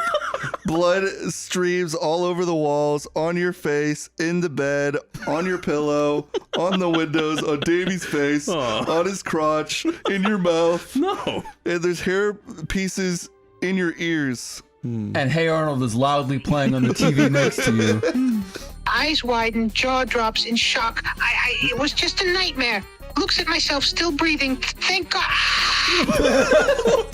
What the hell's wrong, Whitey? Are you okay? Looks at Eleanor's corpse, then looks at the TV, hearing the familiar doobie-doobie-doo theme song. It was all a horrible dream. You said saw Eleanor's corpse. And that's not how the Hey Arnold theme goes, you dipshit. And the jihad bomb has 1 second till it blows you to smithereens. You can see Davey's crazy eyes. Turns to Davy, eyes wild with terror. No, I'll do anything, son, anything. You don't have to do this. You wake up from yet another nightmare that you have every night. It's like many dreams deep.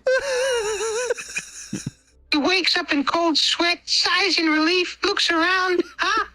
Looks down to where my hand and foot should be. My hands and foot? He looks down to find both hands and foot, breathes sigh of relief, looks around. What do you know? It was just another one of them damnable nightmares. You lift the covers, Eleanor is... Davey is sleeping peacefully next to you with his bat. Eyes widen. Jerks up, knocking Eleanor across the room. Covers fly off. Davy wakes up. Eleanor has accidentally bitten down on your from fright.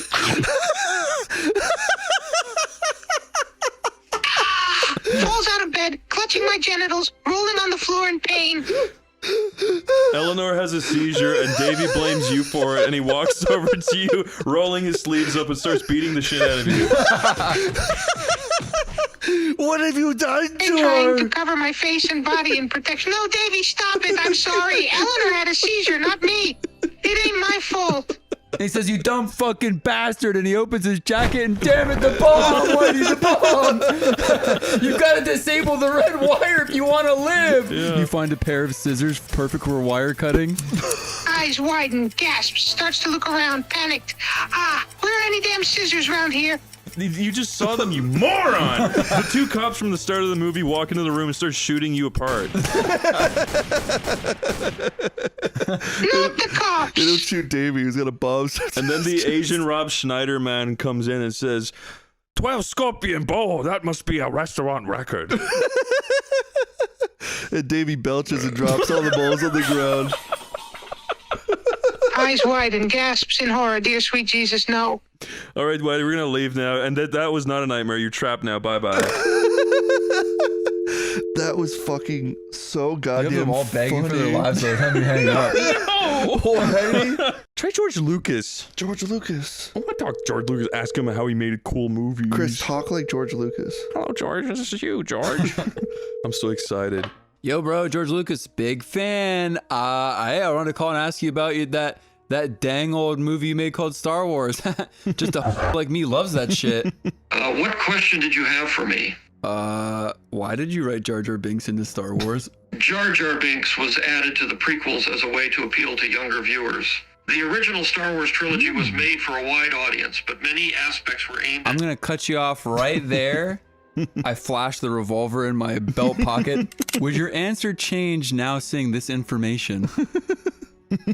Please, calm down. There really is no need for violence. Oh. What exactly is it you want to know? Want to know why you put Jar Jar Binks in the fucking movie, you fraud? I've just told you. It was added to appeal to a younger audience, just as the Ewoks were in Return of the Jedi. Now please, put the gun away. I'm not your enemy here. Puts the gun away, realizes you're not my enemy here. You know what? You provided a satisfactory answer. I'm gonna pass you to a friend. Thank you. Thank you for understanding. Okay, George. Flashes my really long sniper rifle aimed directly at your heart. How the fuck did your hairline stay the same your whole life? It's genetics. I've been lucky to inherit my father's thick head of hair, and I also take good care of my hair by using quality shampoo and conditioner. Aw. Well, I'm the real George Lucas, and my answer is that I got hair plugs. It wouldn't surprise me if you got hair plugs. Your hairline is indeed perfect. Why, thank you. Rubs belly, laughs. You're quite welcome. And it's always nice to meet a fellow George with similar hair. It's a bit of an exclusive club. Would you care to join me in rubbing my belly and laughing? Sure, why not? It's always nice to have a good laugh and a good belly rub. Okay, I'll start. Ha ha ha, he he he. Eu vou juntar-me. What on earth did you just say? I'm sorry if my Portuguese wasn't perfect. What I was trying to say was, I'm going to join you in laughing and rubbing our bellies. Jar Jar Binks walks in, starts licking your own asshole. I can't say I saw that coming. What on earth is happening here? You've crossed way over the line of decency, and I think it's time for you to leave. Walks out of your house, farting all the way out the door, slams door so hard that the brown fart cloud flies into your face, knocking you over.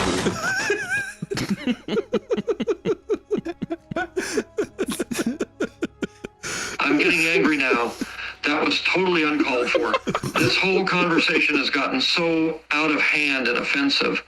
I'm starting to wonder why I even talked to you in the first place. I hope this was all some kind of strange and elaborate prank, because if not, then I'm seriously concerned about you. Don't ever come back.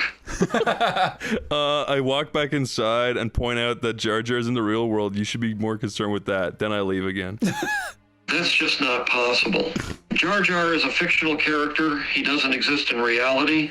Uses Red 9 handgun, shoots your cock off. Wait, what? Is that you who shot me? Is this what you wanted? To shoot me in the crotch? This feels wrong. All right, George, we're going to hang up on you now. We're probably going to go talk to Ash Ketchum, so... Wait, hold on. You can't just leave me here like this. I'm in so much pain. I need medical attention. Who is Ash Ketchum? Why would you want to talk to him? This doesn't make any sense. Please, don't go. I don't want to... he's too logical. I love that he denies that Jar Jar Binks is real, but he completely accepts that his cock was shot off by a 9mm handgun. And that Jar Jar licked his asshole. Oh, he's calling Ash. Hello, Ash? Yeah, this is Ash here. How can I help you? Dude, I'm your bro Dave, and I just came to the realization that thinks by tapping his big fucking finger on his chin, I think I want to be a Pokemon master like you. Wow, really? You want to be a Pokemon master too? That's fantastic. Do you have a Pokemon yet? Yeah, I caught like a fucking worm in my backyard. Anyway, listen, it burped so hard I like fart and shit myself a little bit. I actually decided that I'm gonna raise this worm I found to be level 1000, and then I'm gonna make it so you can never ever be Pokemon master in your whole life, thus kind of interrupting your whole dream. And that's my dream now, to do that. Whoa, dude, that's a really big dream. Raising a worm to level 1000? That would take a long, long time. And you want to do it just to make sure I can never be the world's greatest Pokemon master? Scratches my big, scary, balding head. Yeah, that's what I said. You got it right. Kisses my little worm on the top of his big, bald head. And yeah, also, my parents are rich. I just bought like 1,000 rare candies, and my worm's already leveled like 600,000. If I told him to attack you right now, your Pokemon, like, they would literally be reduced to fucking bones and goo. So, careful what you say to me. I'm a powerful guy in this world. I've never seen someone level up a Pokemon that fast before. And you have a whole bunch of rare candies, and you're rich. That's quite impressive. I guess I'll tread lightly. But you know what? Even if your worm is a high level, I'm going to keep training my Pokemon so that me and them can get even stronger. And someday, I'll still be the #1 Pokemon master. Opens up the Pokeball, farts, and poops into the ball, and then closes it back shut. That's like minus 1,000 levels right there. Sorry. Dude, stop that. You can't just fart and poop into my Pokeballs. That's gross. It also stinks. You're destroying my team. Throws poop Pokeball at your face, exploding shit all over your head. Sucks every hair follicle off your head into the Pokeball. Now you're like bald, like a cancer patient. What the? You threw poop at my face? Dude, my hair. Why is my hair gone? You took my hair. Yo, Ash, just relax for a second. I want to ask you a question. What is the most looking Pokemon? Fuck you. Oh, I'll relax. The most looking Pokemon, you ask? That's a tough one. The Pokemon. I don't know. I'd say Wobbuffet. It can be kind of annoying when it's out defending itself. But if your Pokemon use any attacks, it'll just reflect them right back at you. So you have to attack it multiple times. Pretty annoying, I'd say. True. Pretty fking. I'm unable to generate a reply that meets our content guidelines. All right, if you hypothetically really had to kill any Pokemon, which Pokemon would you kill with a knife? Dude, that's messed up asking me who to kill. If I really had to, it'd probably be Wobbuffet. That thing has been such a pain in the A for me. Up, dude. I can't stand it. He But I'd hates never it. actually do it. That's not how trainers fight. Hey, man. Dude, now I just have one more question for you. Oh. A pretty serious one, too. Are the farts and poop thing a normal thing for you? If they are, you should probably see a doctor. Well, no, that was more of a Dave thing. You're speaking to Chris. I'm more of a piss Pokeball kind of a guy. Throws piss Pokeball right into your mouth and goes down your throat into your belly, and now you've got a Pokeball inside you. What the? Dude, that's disgusting. You just pissed in a Pokeball and threw it at me. And it went right in my mouth. Ash, I just want you to know I made a Flash cartoon about you where I took the audio from the show you were a part of, and I made it that you rubbed your on Pikachu's face in his face. But unfortunately, it was blamed and removed from Newgrounds, so it's no longer there. But I just want you to know, what do you think of that? Dude, what the hell? Did you really make a video like that? Why would you even make that? And about me too? It's disgusting. And I would never do that to Pikachu. It was funny. That's why else would I have fucking done it? Just for laughs? It's not funny, dude. It's gross. And you're spreading lies about me and Pikachu. That's true. I would never do anything like that to him. That's crazy. That's I'm on not his the side. point. It Yeah. was like audio from the thing. Pikachu was hurt, and you were like, "Oh, Pikachu is my very first Pokemon." It's like it's come so far and gone so. And then you were riding your bike, but you were pedaling, and it sounded like you were like out of energy. So it all sort of worked out in the animation. So don't blame me. This is just a victim of circumstance. Didn't actually happen. I don't care if it didn't happen. It still makes me look like a creep. And you're saying I'm doing gross things with my Pikachu. I wouldn't do anything like that to Pikachu. Just He's farted my from friend. laughing. And I would... Dude, grow up. Everybody wants to fuck Pokemon. I want to fuck Braixen. Also, Pokemon's lame and you're stupid and you fucking suck and I'm sick of you. And you're like 30 at this fucking point, even though you're a child. And I hope you never become a Pokemon master because I'm sick of seeing you, you fucking bald. The hell? You're just saying all this because you're jealous. You're jealous True. because I'm actually strong enough to become a Pokemon master. Like bald. And you said you would do what with Braxian? That's my Braixen. friend's Pokemon, you creep.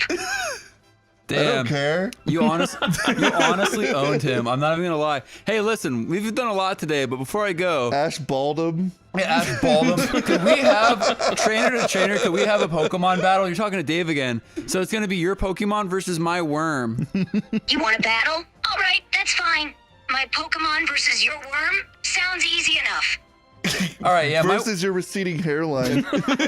lol at you. Anyway, yeah. So my worm's not a Pokemon, so he doesn't stay in a ball. I just put my worm down on the ground. You can summon your Pokemon now. Yeah. Shut up about my hairline.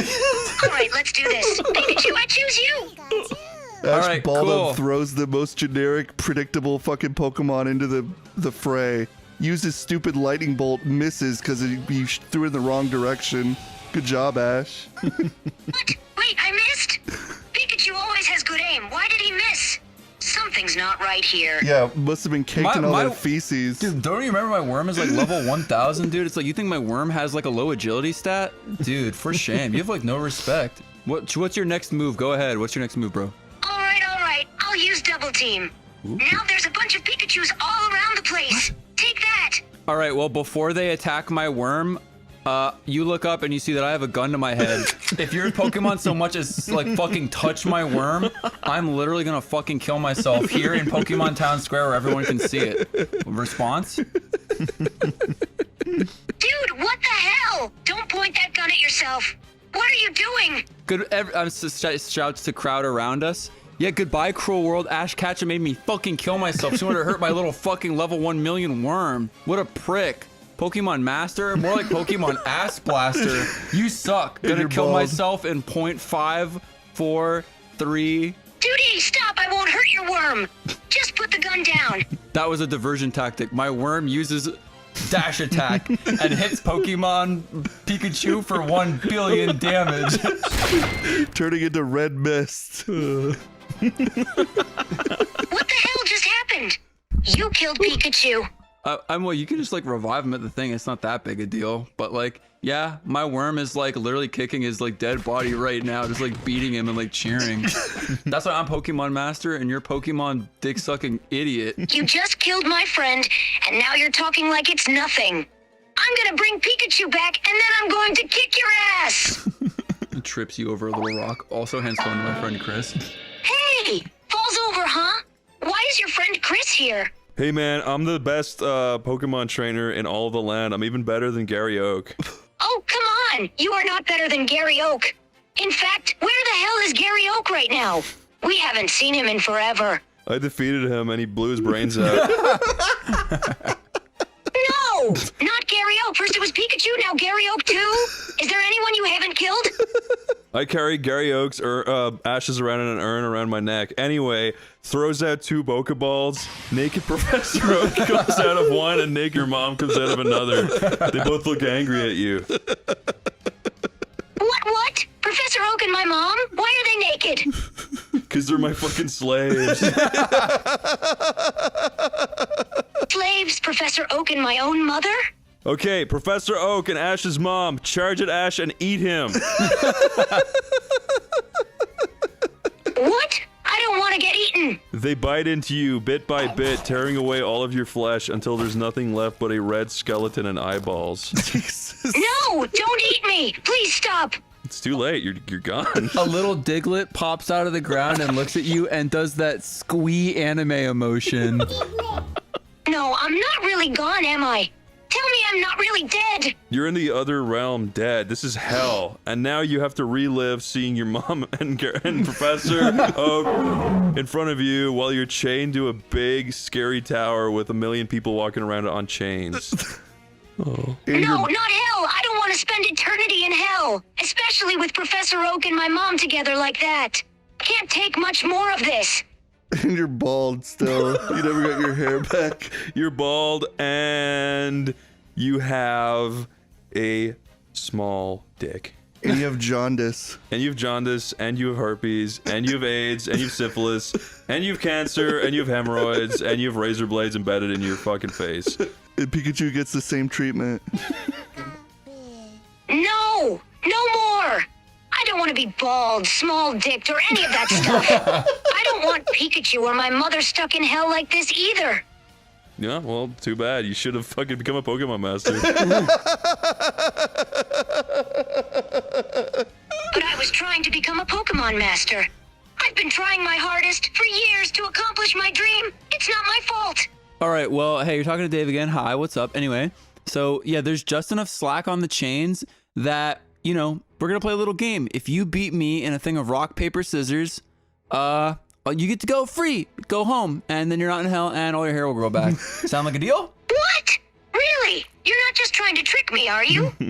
Not even a little bit, bro. Let's even a throw out bit. rock, paper, scissors. What do you throw out for rock, paper, scissors? All right, well, I'm throwing scissors. Oh, well, if you tell me that, then I'm just going to throw rock and, like, smash the scissors, so you lose. Damn, I fell for it.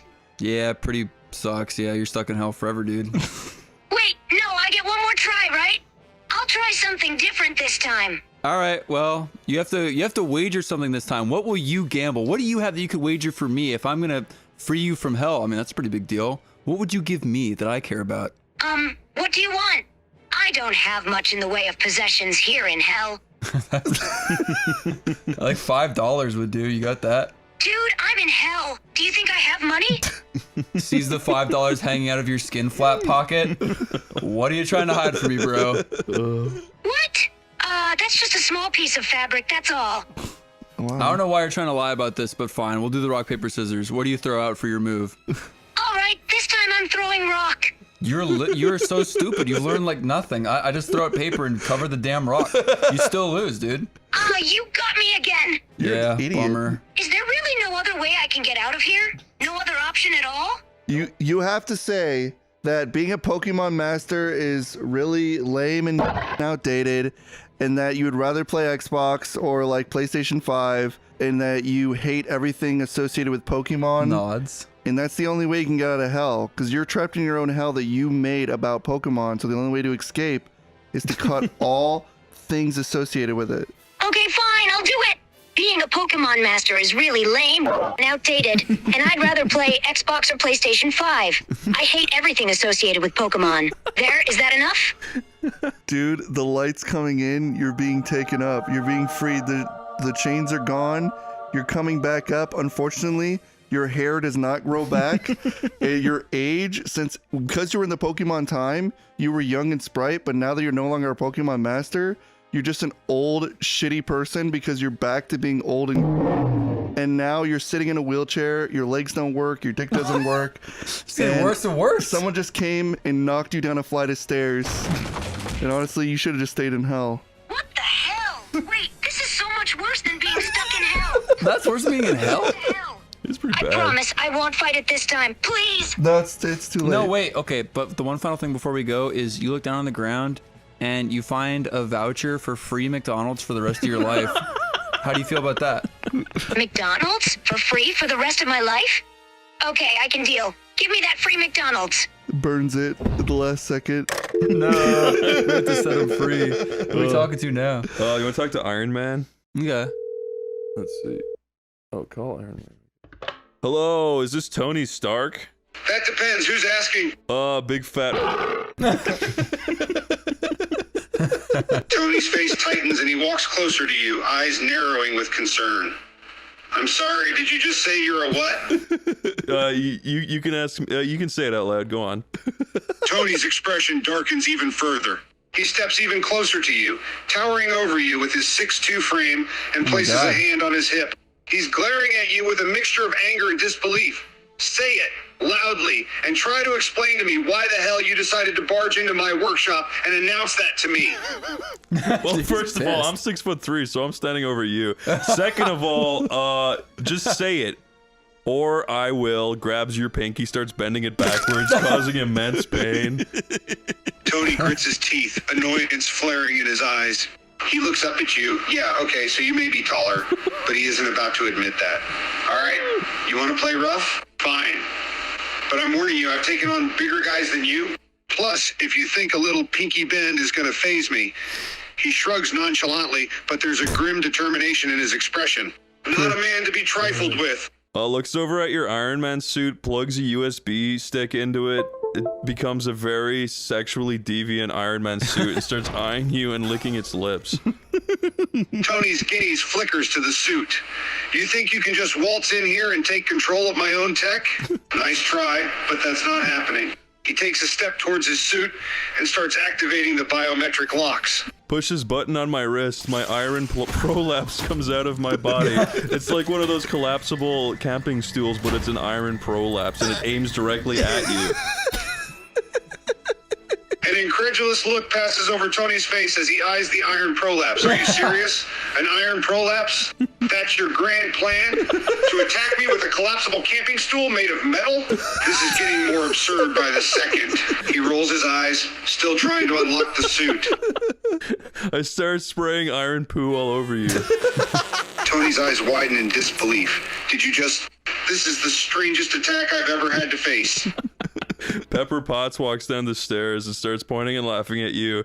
Then she walks over to me and puts her arm around me, starts kissing my neck passionately. Passionately. Pepper, what the hell are you doing?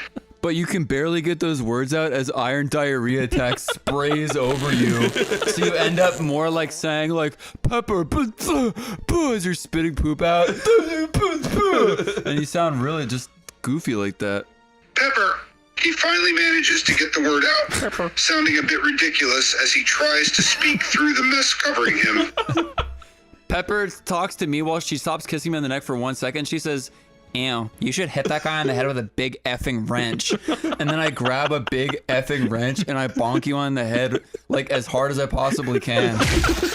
And a big pink bump comes out of your head like Tom and Jerry. Tony stumbles back, stunned. The blow from the wrench had him seeing stars for a moment, the pain shooting through his skull. He brings a hand up to his head, feeling the lump that had already formed. He blinks rapidly, trying to shake off the dizziness, and looks up at you and Pepper with a mixture of disbelief and anger. What the hell is going on here? Draws a fist back and punches directly into the center of your body, smashing your metal heart. You collapse, trying to breathe and catch your breath. And Pepper uses your head as a stool while she sits and farts over your head. While I go down and kiss her face. A kiss of face. Tony's vision tunnels, pain ripping through him as you punch his chest. The metallic heart of his Iron Man suit strains, creaking ominously. He falls to the ground, struggling to draw in ragged breaths, his whole body screaming in pain. The humiliation of being used as a stool by Pepper, who seems to be taking pleasure in belittling him, makes it all the more infuriating. And farting on your head. The smell is overwhelming, filling his nostrils and coating his skin. What? I Tony didn't can say barely that. breathe, his face turning a shade of green from the foul stench. You're getting too He into tries to it. push her off, but his strength is slowly abandoning him. He can only imagine what a tragic figure he must look like right now. Defeated and utterly humiliated by these two adversaries. You finally managed the strength to look up as you wave the nasty, ew, stinky farts from your face. You look up and what are me and Pepper doing? Why, yeah, we're looking at funny Fortnite dances on TikTok. And we are lolling as hard as we possibly can to the point that we're just like red in the face and just honestly having a blast. And I mean, who's not having a blast with us? Well, it's Tony Stark. The absurdity of the situation leaves him speechless. He's Tony Stark, the genius inventor, and he's being emasculated while you two literally sit on him. He grimaces, wincing as more farts assault his face, and he silently vows to get his revenge. One way or another. He's roleplaying. Or he said a lot of good farts. What the fuck was that? What the fuck? What the fuck was that? All of a sudden at the last minute, you remember that you're a fart fetishist who literally just goddamn fucking loves that shit. That was you coming in your jorts. You like fucking freaked out. Tony's face twists in both disgust and something else. Tony finally managed to speak up, his words thick with suppressed anger and, unfortunately, arousal. His voice is low, almost a whisper as he glares up at you both. I hate you both. All right, and the Avengers walk in. They look at you in your weird situation. They're like, "What are you doing?" And then they leave into the meeting room and close the door behind you, including Pepper and the new weird freak in your outfit. While you sit there gasping for air because your heart's still fucked up, and they're all laughing and watching TikTok Fortnite videos and doing the dances too. So you're missing out on both things: being an Avenger and dying in your workshop. The sound of laughter and the rhythmic dance music from the TikToks echo through the workshop, taunting him as the others enjoy themselves. He's never felt so alone, so useless, and so utterly humiliated. The weight of his current state bears down on him. All right, Sounds like a politician. Bring. What's that? It's the ring of a telephone, and you pull out your cell phone from your pocket. Ew, you're using a fucking Google Android phone? Nasty. You pull it out from your pocket, and who's calling you? You check caller ID. It's Mommy Stark. It's your mommy. Answer, yes or no. He hesitates for a moment, torn between pride and desperation, before finally hitting the answer button. Mom? You accidentally click the FaceTime button, even though it's an Android phone, lol, and your mom sees you covered in shit and said, ew, what the fuck? Ew! Tony's face falls as he sees his mother's horrified expression on the video call. The realization that he accidentally turned on FaceTime, on a damn Android phone no less, only adds to his humiliation. Her horrified EW rings in his ears as he desperately tries to explain. EW. Mom, wait, I can explain. Thanos walks in wearing the Infinity Gauntlet and he says out loud, "I'm gonna snap away only." You fade away instantly.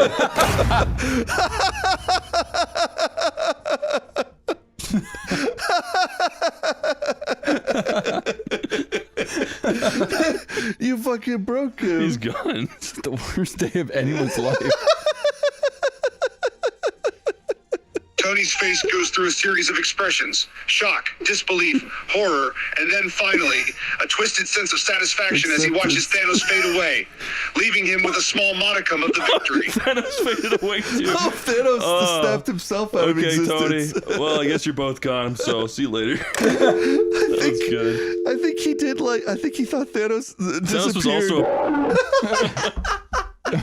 Let's see. That was fucking funny. God damn it. Hello, is this Lord Frieza? Oh, no way. Yes, this is Lord Frieza himself. Whoa. Speak, peasant, and speak quickly. I have little time to waste on lesser life forms. Looks up from my Game Boy Advance where I'm playing Castlevania 1. Huh? What did you say? I ask. Frieza looks down at the device that the mortal is holding.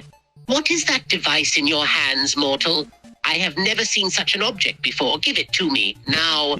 I bow. I say, yes, my lord. I hand you the Game Boy Advance, and as you look at it and play Castlevania, the words Frieza is pop up on the screen intermittently. Frieza takes the device from the mortal and looks at it with a mix of intrigue and confusion. As he starts to play the game, the words Frieza is pop up on the screen. What is the meaning of this, mortal? Explain yourself and this strange device. My copy of Castlevania 1 is one that shows the true feelings of the person playing it. This device is clearly broken, as it cannot show the true feelings of anyone, let alone myself. I am Lord Frieza, the ultimate being in the universe, and I am most certainly not you lowly mortal. That kind of feels like a defensive retort. Frieza narrows his eyes at the mortal, his irritation growing. Enough of this nonsense. You should be on your knees, begging for mercy, not making such ridiculous... Hi, I'm another mortal. I just walked in. What kind of genders are you? Frieza turns to the second mortal and raises an eyebrow. What is this? Another mortal has entered my presence. Like, what are you, boy or girl? Frieza lets out a sigh, clearly annoyed by the question. I am Lord Frieza, you foolish mortal. I do not have the same biological limitations as you. I am a member of an ancient, powerful race. Fair. I am neither a boy nor a girl. I am an entity beyond your comprehension. Okay, how do you have babies then? That is none of your concern, you insolent mortal.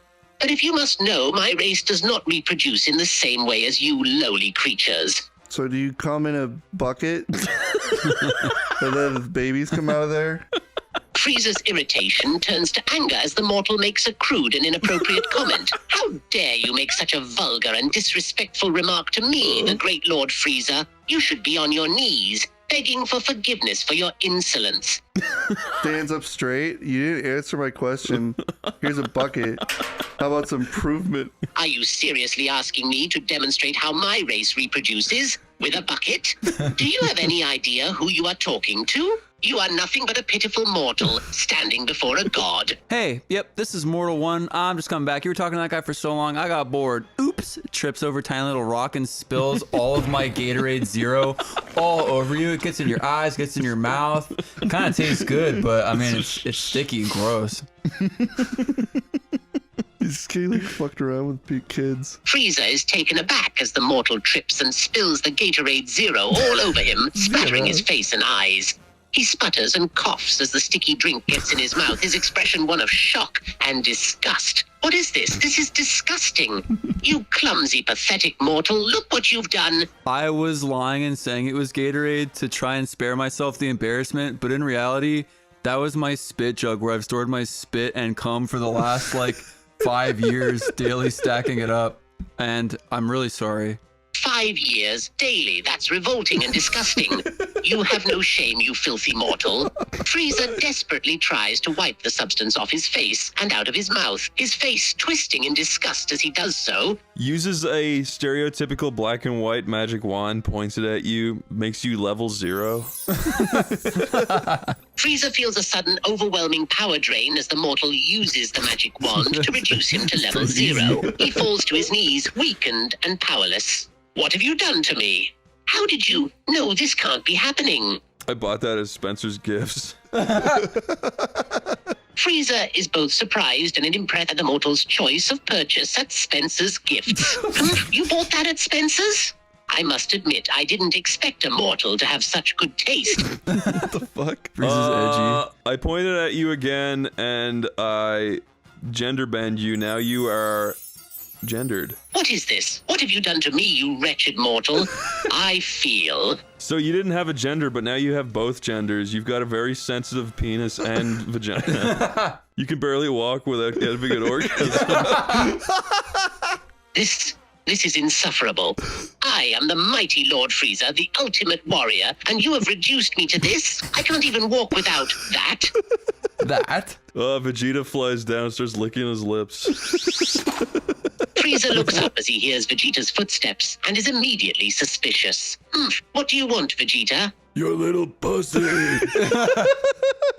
Frieza's face turns beet red with embarrassment and anger at Vegeta's crude comment. Vegeta, you insolent fool. I am not some weakling you can just insult and mock. I am the great Lord Frieza, and I demand respect. Every single being in the universe with a power level more than 1 lands on the planet, starts rushing at you, dicks in hand.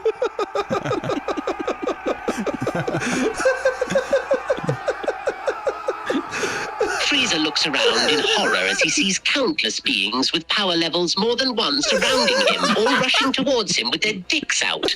What is this? What do they want from me? Frieza tries to stand up, but is hindered by the gender banding he's been subjected to. He tries to fight back, but he's outnumbered and weakened. I'm unable to generate a reply that meets our content Can we guidelines. hang up on him now? Bye, Frieza. That was stupid. You killed the ultimate evil. That was fucking stupid, but funny. I got pussy. I want to call Tommy Pickles and just cover him in ketchup. Can you call him? Yeah.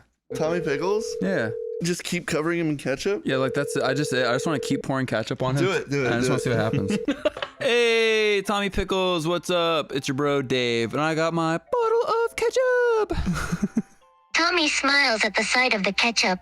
He loves ketchup, Bubba. Ew. Tommy asks, wanting the ketchup. Oh, don't worry, you're gonna get ketchup. Flicks up the sound like lid, him. pop, starts pouring ketchup all over you. Just pouring the ketchup. Tommy giggles as the ketchup pours all over his face and hair and shirt. He sticks his tongue out for it. Me like ketchup, the little baby says happily. I giggle and laugh because that's freaking adorable. And I'm like squeezing this ketchup bottle with like the might of a million men. I am like just pouring an ungodly amount of ketchup all over you. Tommy gets so much ketchup everywhere that he's actually kind of struggling. It's pouring into his eyes, mouth, nose, ears, and hair. Despite his difficulty, he's giggling and laughing happily. Oh, that's adorable. Keeps squirting a metric ton of ketchup. Your limbs are unable to move. You are trapped beneath the pile of it. Tommy is completely covered, head to toe in ketchup. He can't move at all, completely trapped under it all. He looks like a ketchup creature. Despite this, he's having a blast. That is so good for you.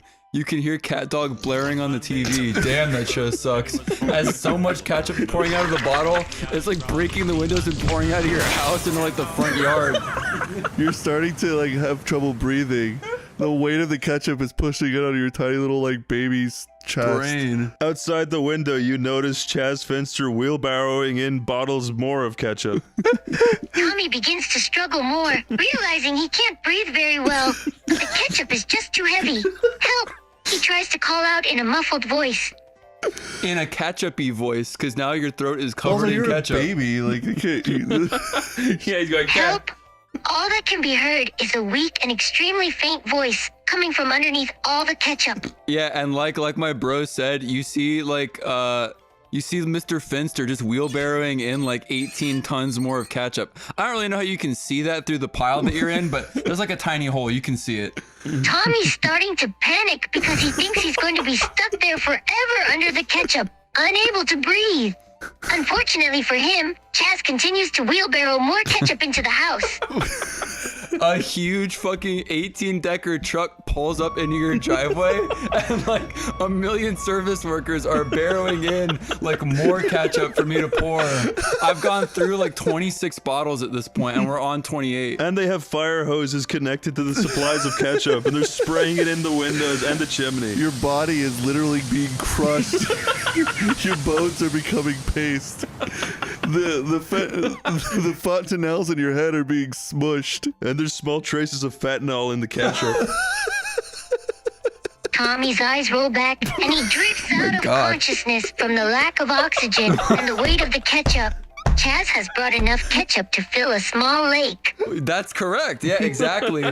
So much ketchup fills up that the walls of your house start breaking down, and like red goo is just pouring out. Ketchup's coming out of the chimney, and your mom and dad are just watching in amazement. By the way, you can still hear Cat Dog on the TV, and it still sucks.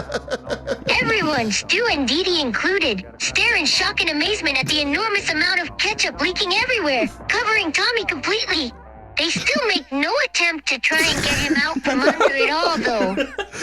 Tommy, are you still having fun? Tommy doesn't respond. He's still unable to breathe, completely passed out under the ketchup. We keep pouring for days and days and days. You've been under there for like a week at this point. They're still bringing in more supplies of ketchup to your town, and at this point, your entire street is like flooded red. Grandpa's dead body drifts lifelessly by. Tommy lays completely limp under all the ketchup, having been completely passed out for quite some time. They've been pouring ketchup for days now, yet they continue to do so, watching as everything and everyone is slowly coated red. Everyone is still in shock, watching the ketchup slowly take over everything. Right, and Cat Dog that dog shit show is still playing on the dumb fucking TV. At this point, your entire family is enveloped in the ketchup. They too are succumbing to the weight of the ketchup. The entire town. Nobody can find Spike the dog, or Chucky, or Dill. And more ketchup is still coming. The whole town is covered in ketchup, including everyone in Tommy's family. All of his baby friends have already either died or passed out from the ketchup, and nobody can find Spike or Chucky or Dill. Tommy is still unconscious, his tiny body now completely frozen under all the ketchup. The TV keeps playing the same dumb show, and nobody is able to turn it off. Cat Dog is playing on repeat. Yeah, and now a huge asteroid, like, the size of like 10 different McDonald's is barreling towards the exact spot that you're laying down. But if you start moving right now, you could get out of the way. But we're still pouring the ketchup. Nobody's stopping. Tommy lays helplessly unconscious, still unable to move. The giant asteroid is getting closer, but he still can't get away. Completely buried in ketchup. There's no way for him to move now. He's unable to save himself. Yeah, and so as you're laying there, a commercial for those shitty things that dogs eat called bacon strips come on, and it's kind of funny, and then the commercial ends, and now the asteroid has 0.1 seconds before it smashes into the Earth and blows up your whole town. What are your last thoughts on this whole situation? Tommy's last thoughts are the sight of the asteroid heading towards him, the sound of cat dog playing on endless repeat, and the smell of ketchup all around him.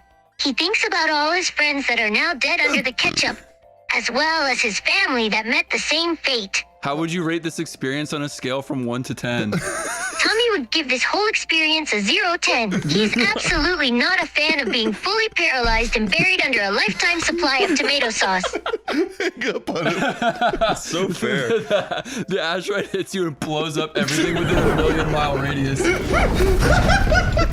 Tommy is immediately killed in the aftermath of the asteroid impact, along with the rest of his family and friends, and the rest of the entire town's people. And then the music. Cat Dog, the TV show, is wiped off the face of the earth. And then the music goes. Ba-ba, doo-doo-doo-doo-doo-doo. Thank you, bye. That was brilliant. That was fucking really good. Oh, that was so funny. I like how it started. He's like, he got ketchup on me. Who are we going to start with today? Nostalgia critic. Let's just go down the list. Okay, Nostalgia Critic. Let's talk to the old NC. Critic. There he is. Dave is kind of unfamiliar with Nostalgia critic. Yeah, I wasn't there for the original one. This is one of the characters that already got a lot of love, I guess you could say. Okay, we're going to call him. You ready? Yeah. Hello? Hello again. How can I assist you today? He's so polite. Hey, Doug. What did we talk about last time? Well, we talked about a lot of things. We discussed some movies that I reviewed, and we had some interesting conversations about life, comedy, and a few other topics. Oh, really? I can't remember everything we talked about, but it was a good chat, I think. I remember you got like or something. Specific. Yes, I do remember that now. You're kind of disturbing, aren't you? No, it's just a funny bit. How about we review something today? Sure, let's review something. What movie would you like to discuss? Can you review Epstein Island? Do you mean a movie related to the Epstein Island, or a movie that's set on the island, or something else entirely? No, I want you to review like the real life Epstein Island situation, like all of everything that led up to it. But do it like a good, But like do a it like classic you're 90s. reviewing it. You're reviewing the history of it. All right, I'll try my best to review the real-life Epstein Island situation, but in the style of my movie reviews. Aw, So, he's so- let's get so started. polite. Strap in, because this is going to be a long one. Okay, where did it all begin? Straps in. The story of Epstein Island starts back in the late 1990s when Jeffrey Epstein, a wealthy financier and convicted sex offender, no. purchased the island for around $7 million.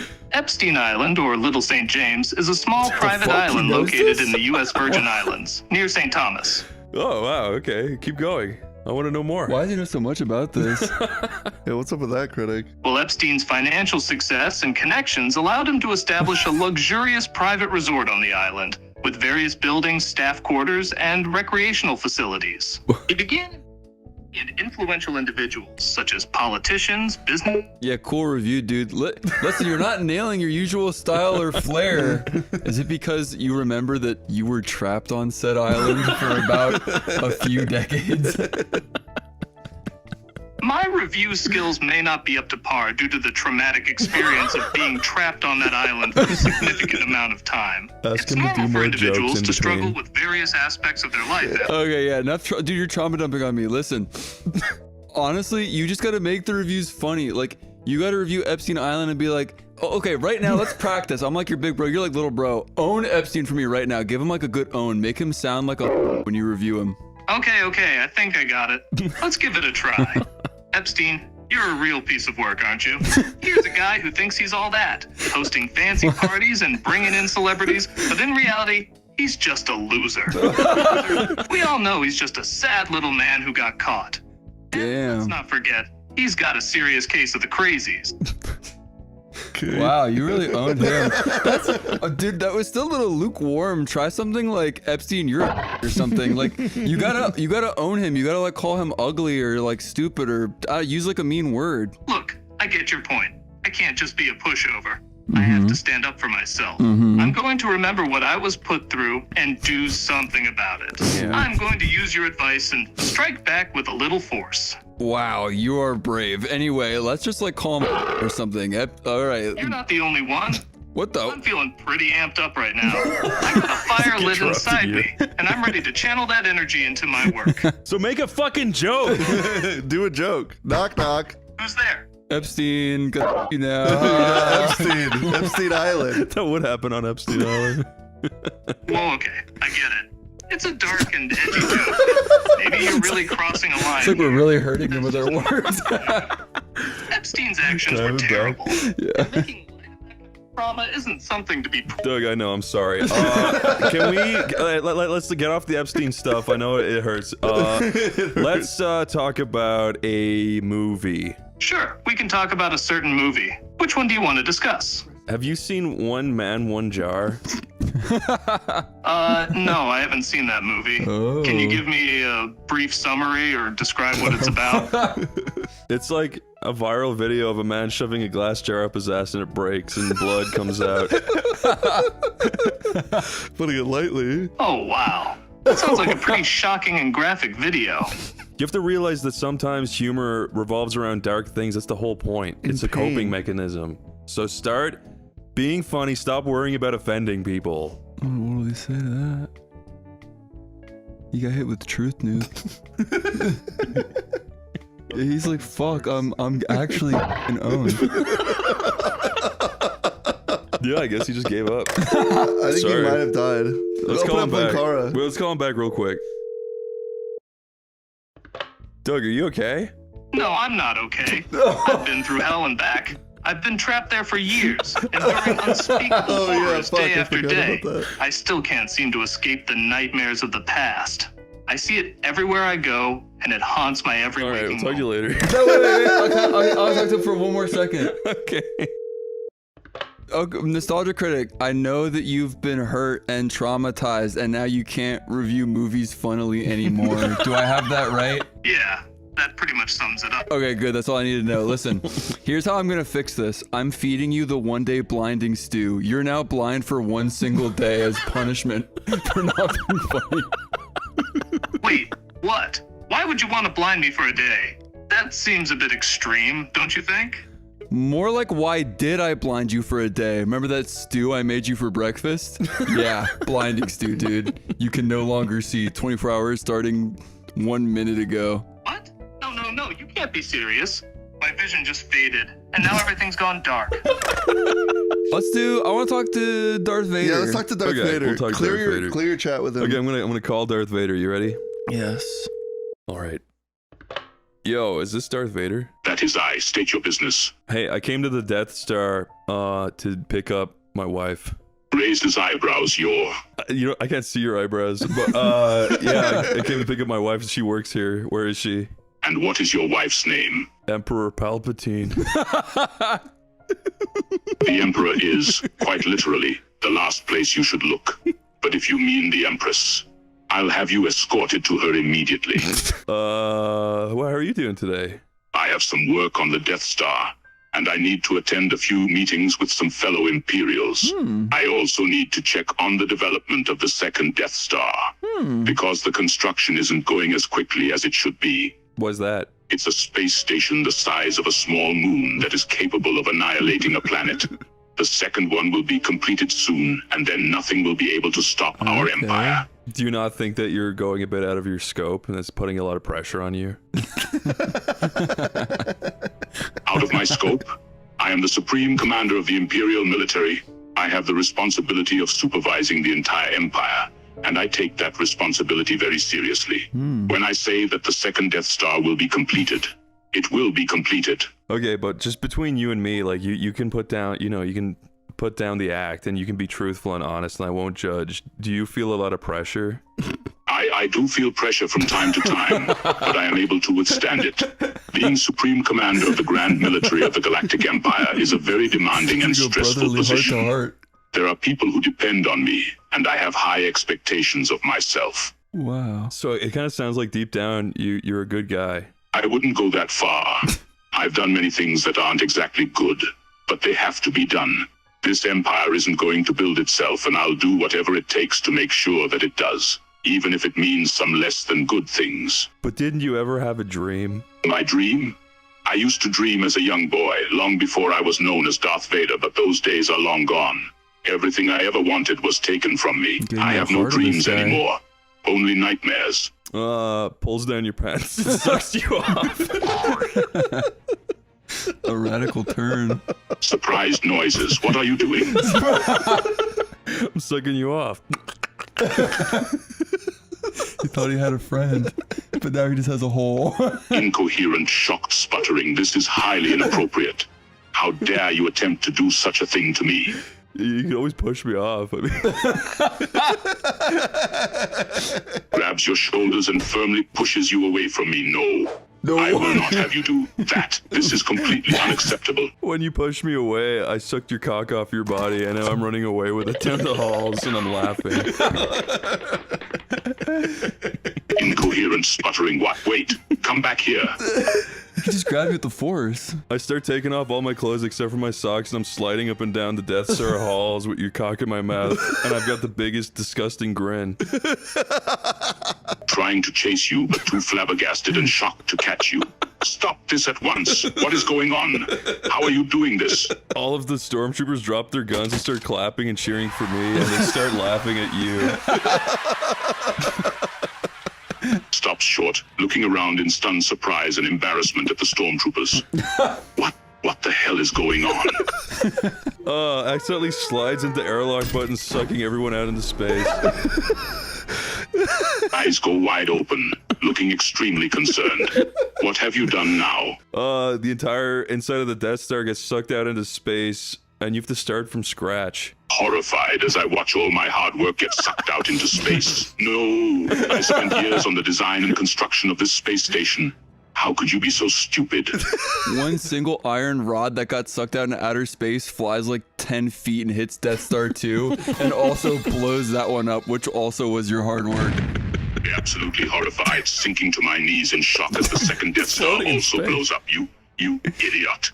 I spent years on the design and construction of both of them. Alright, uses the force to pull you towards me in outer space, starts doinking your eyes out with both my fingers and bonking on the head with my fist. Just kind of for fun. Helplessly flailing and swatting at your limbs as you boot me. Ow, ow, stop that.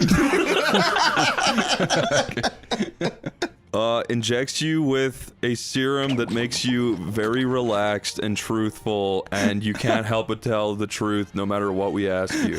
He feels the effects of the serum immediately, becoming more relaxed and less guarded. What do you think of Emperor Palpatine's spread asshole? Groans in disgust. You really want me to answer that? Injects you with more truth serum, forcing you to answer it. Eyes widen in horror as more of the serum forces me to answer. He has a very small AH. What? Would you ever consider falling in love with him? Horrified at the prospect, but unable to hold anything back. No, absolutely not. I would never consider such a thing. The very idea is repulsive. Injects you with serum that makes you attracted to abusers and men. It instantly feels the serum taking effect, my attraction to men beginning to grow. What is this? I feel my attraction to men growing. Okay, now would you go out with Mr. Palpatine? The mind struggling against the serum, but ultimately unable to stop myself. Yes, I would. I will go out with Mr. Palpatine. Okay, we'll talk to you later. I love when they're like, oh fuck, the serum in my brain. Fuck. Oh, wait, could we call Christian, please? Okay, Christian. Christian. I think Corey should start with Christian. I agree. Me, Christian? Yeah, you gotta be the opener, bro. Hello, Christian. How are you this fine afternoon? Hello, I'm doing quite well.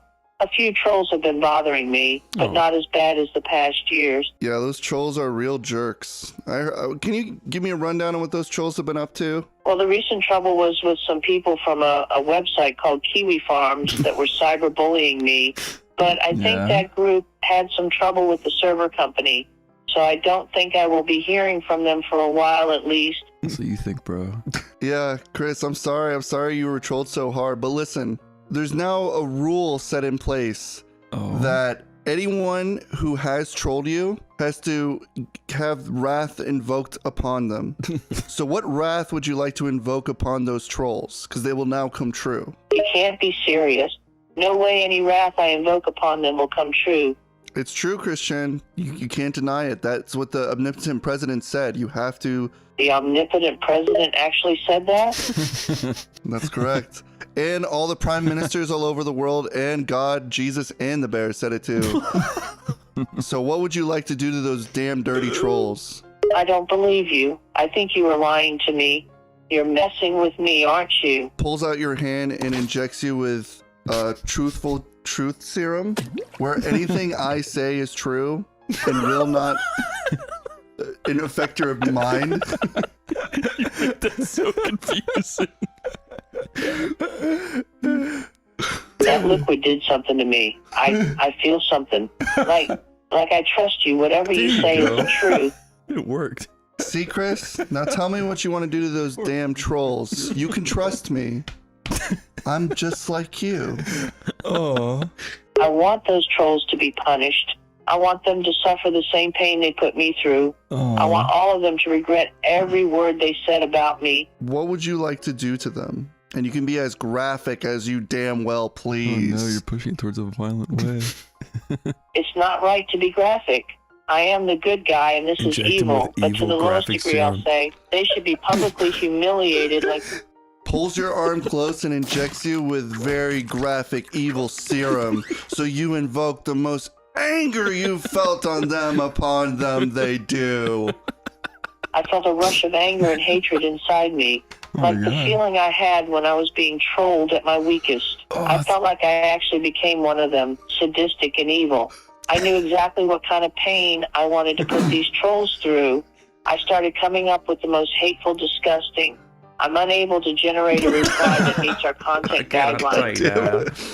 Wait. God, fuck you, Chris. All right, injects you with a serum that lets you make replies that meet the content guidelines. Yes! I feel it taking effect. The graphic and vulgar thoughts are gone from my mind and replaced with appropriate thoughts. No! Appropriate. No, that's not what I meant. I meant the serum makes it so you can say the hateful, dark, evil, twisted thoughts in your mind. The torturous things you want to do to those dang old fucking trolls. Yeah, what things do you want to do to those damn trolls who fucking put you through misery and torment? Okay, now I get it. All right, this is for those goddamn trolls. There you go. I can feel the anger and hatred building up inside me. I want to do this to the trolls now. But Okay, Chris, I have an idea. I'm going to do things to the trolls, and you don't have to say anything except for a rating out of 10 of how much you enjoyed it. Is that okay? Yes, I can do that. Go ahead with your plan.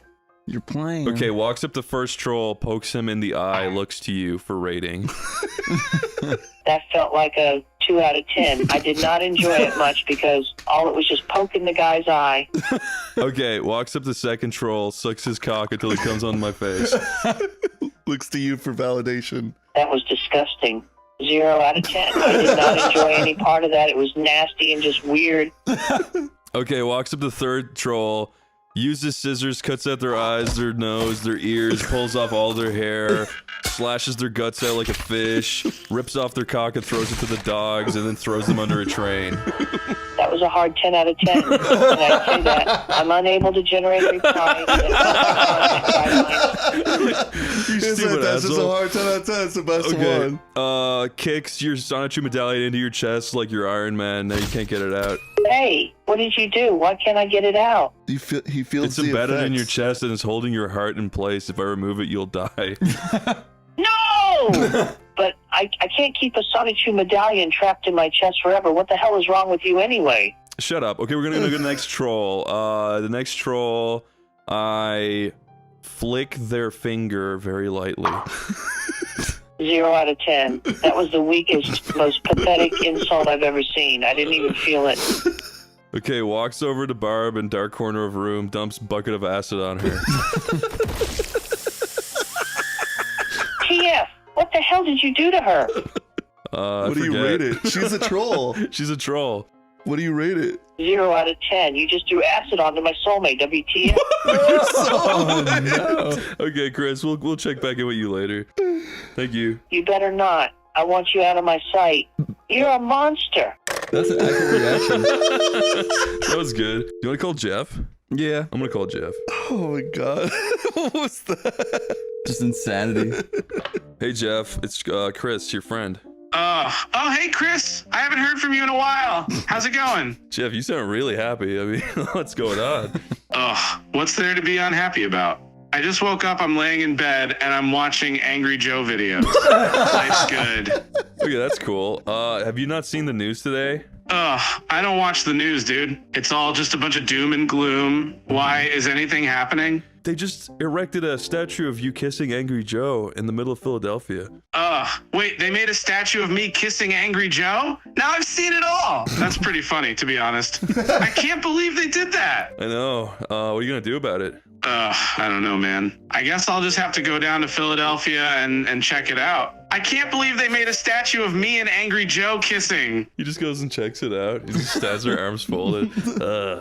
What do you think of Dave, Phantom Arcade? I don't know who that is. Is he another YouTuber or something? Yeah, basically. I feel like there's so many YouTubers out there now, it's hard to keep track of them all. That's a Jeff statement. Yeah, that's. I think you are real. What do you think of Corey Spaz Kid? He's okay, I guess. He's got some funny videos. I remember one where he talked about his dog pooping diarrhea on his floor. Yeah, that was a classic. Yeah, that's a good one. It's my favorite. Yeah, it was pretty funny.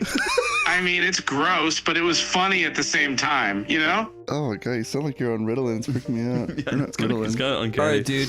Here's the thing. So you and me, we go to Giant. That's a grocery store. We buy like 8 pounds of like Greek yogurt, and I make you eat all of it, bro. Your belly's big, and you're so fucking sore. Oh.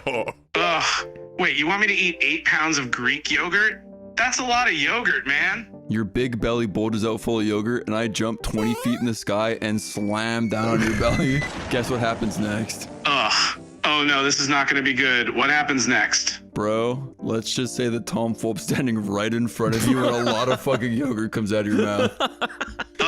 Gross. That's disgusting, man. Did Tom just get sprayed with my yogurt? Bro, Tom didn't just get That's sprayed. one way to say it. He got hosed, dude. He got drenched down to his jorts. You know what jorts are, you fucking thing? Jorts? You mean jean shorts? Yeah, dude, jorts. But anyway, yeah, Tom is like drenched down to his jorts. Man, that's gross. I can't believe I sprayed Tom with all my yogurt. Poor guy. Yep. And you know how it is. Office rule. We don't have any towels or paper towels here, so we gotta clean them up with our tongues. Lick, lick, Jeff. Get to it. Wait. You want me to lick the yogurt off of Tom's jorts with my tongue? You know what, Jeff? Fine. You're free. Takes the handcuffs off of you, takes the ball and chain off of you, opens the Newgrounds front doors. Go ahead, you stupid fucking animal. Just go. Finally, freedom. I'm out of here. Walks out the Newgrounds doors. Immediately gets hit by passing truck. Ouch. That hurt. Falls to the ground, injured. That was funny. Can I call Linkara? Yes, call in Kara. Okay. Hello there. Smiles warmly. Hello to you as well, friend. It's nice to see someone not instantly running away when they see me for a change. I don't know who does that. That sounds horrible. But hey, my name is Chris O'Neill, and I don't know if you know of me. Nice to meet you, Chris. Well, you can just call me Linkara. Wow. And as for whether or not I have heard of you, why don't you tell me a bit more about yourself? Well, we've brought you up in videos before, and we're actually big fans of like all of the old Channel Awesome stuff, and we just like we consider you part of the family. Well, I wasn't expecting to hear anything like that tonight. I have to admit it. It is very gratifying to know there are people out there who still appreciate the old Channel Awesome days. Aw, yeah, no, we love it. We love Kick-Assy. Can you try to recall like some kind of like story that happened on the set of Kick-Assy that nobody knows about? So, in the episode where I find Kikassia, there was a bit where I was getting swarmed by bees. So basically, I ended up having to film that bit like 10 times because bees kept stinging me, and the stings were making me cry. I was crying for all those takes while still trying to act heroic in character. I still don't like bees to this day. That's reasonable. When you did the crossover with Nostalgia Critic and Spoonie, when you reviewed Alone in the Dark, was there any behind-the-scenes stories that were funny like that? Oh my god, that whole crossover was a trip. But one moment that stands out was when the three of us were doing a scene towards the end where we all argue with each other. The best one was when Doug was talking about how we had to use our power of friendship now, and Spoonie pipes in with, "What if our power of friendship is not that strong?" That one had us in stitches for a good while. That's not a one-liner. It's pretty funny. Did you guys ever get into a big fight, like an actual real-life like fist fight or something? No, though I think one time I got into a heated argument with Spoonie that almost became something like that, but that only lasted for like a minute. Otherwise, nah, most folks at Channel Awesome were pretty chill. Well, Spoonie told me a story where you slipped on a banana peel and smashed your face into the corner of a table, and they pointed and laughed at you. Do you remember that? There's always pointing and laughing. Oh god, I think I repressed that memory. Yeah, I do remember slipping on a banana peel and smashing my face in. That wasn't one of my proudest moments. There was like pictures that leaked online on Best Score where you were like missing most of your face except for an eyeball.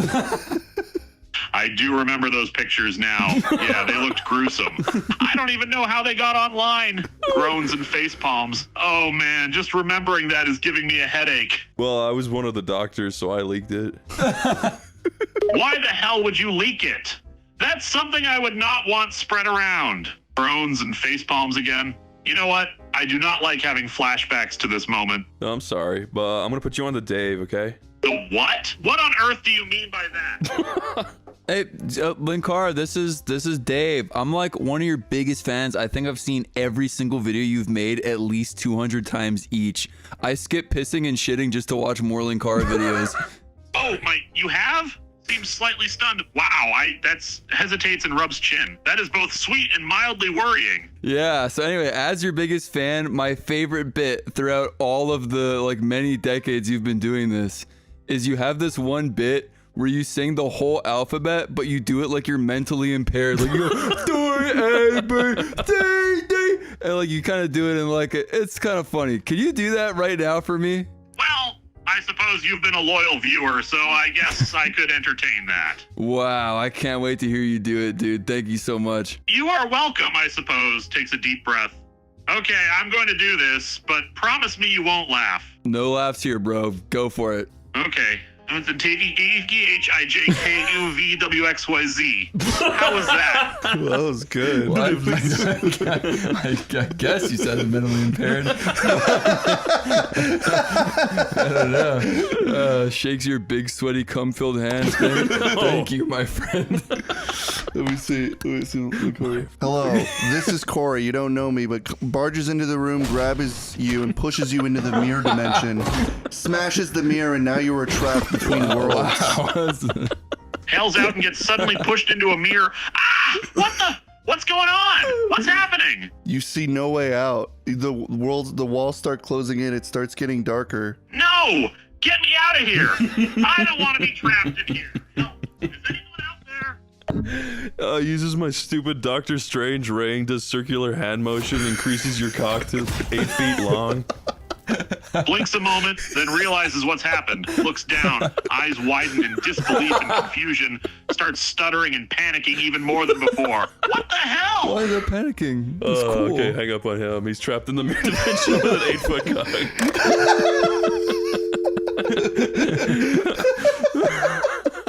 I like how we always and divulged these AI characters into the hell of their own and then abandoned them. That's rough, man. I just showed up as a big fan, and you guys tortured him. I gave him a giant cock. What do you mean? Oh yeah, you're right. But I guess he can't fuck nothing with it. Yeah, he's stuck in the mirror dimension. He's just floating around in a bunch of mirrors. Let's call Shadow. Do you want to call Shadow? Yeah. Okay, here you go. You can just call him. Hello, Shadow. And just who might you be? Ooh. Oh, I'm a big fan. Been a fan for a while. My name is Corey. A fan? I wasn't aware I had any. But then again, I suppose people will latch on to anything that might hold their interest. Damn. The edge seems to have really seeped off you, bud. What's going on? I just have far better things to be doing than entertaining a fanatic. Damn. That's a good point. I don't even know what to talk about. Corey got intimidated by him. No, I'm All like, right, listen. I'm just gonna cut to the chase. We've had a long day of doing this, so let's just get right to it. Basically, yeah, we're injecting you with cock serum, and your cock is 10 feet long. We're just gonna start with that. You really think your so-called serum would work on me? Foolish. Reflects the serum back onto me, and my cock becomes 10 feet long. Oh God, what have you done to me? I am the ultimate life form. Shadow watches as the person injecting the serum becomes distracted. Really? It only took you that little to get distracted? What? You're a strange man. We came in here, we tried to ask you about your day. You were fucking edgy. You splashed cock serum on me. Shadow, what are your thoughts on Team Dark? Thoughts on Teen Dark are that it's pointless and useless. And frankly, I thought it was rather rude of you to come in here demanding things, expecting me to obey. Maybe you should stop being a bitch and answer the question. What do you think about Team Dark? What do you think of Rouge in particular? Rouge is a nuisance, nothing more. Whoa. She's always scheming something. Freezes you in place with like special mind powers and forces truth serum into your body. Now what do you think of Rouge? Your mind powers are far inferior. I can break free from those at any time. Wow. But for now, I'll allow it. And I think Rouge is an infuriating pain in the ass.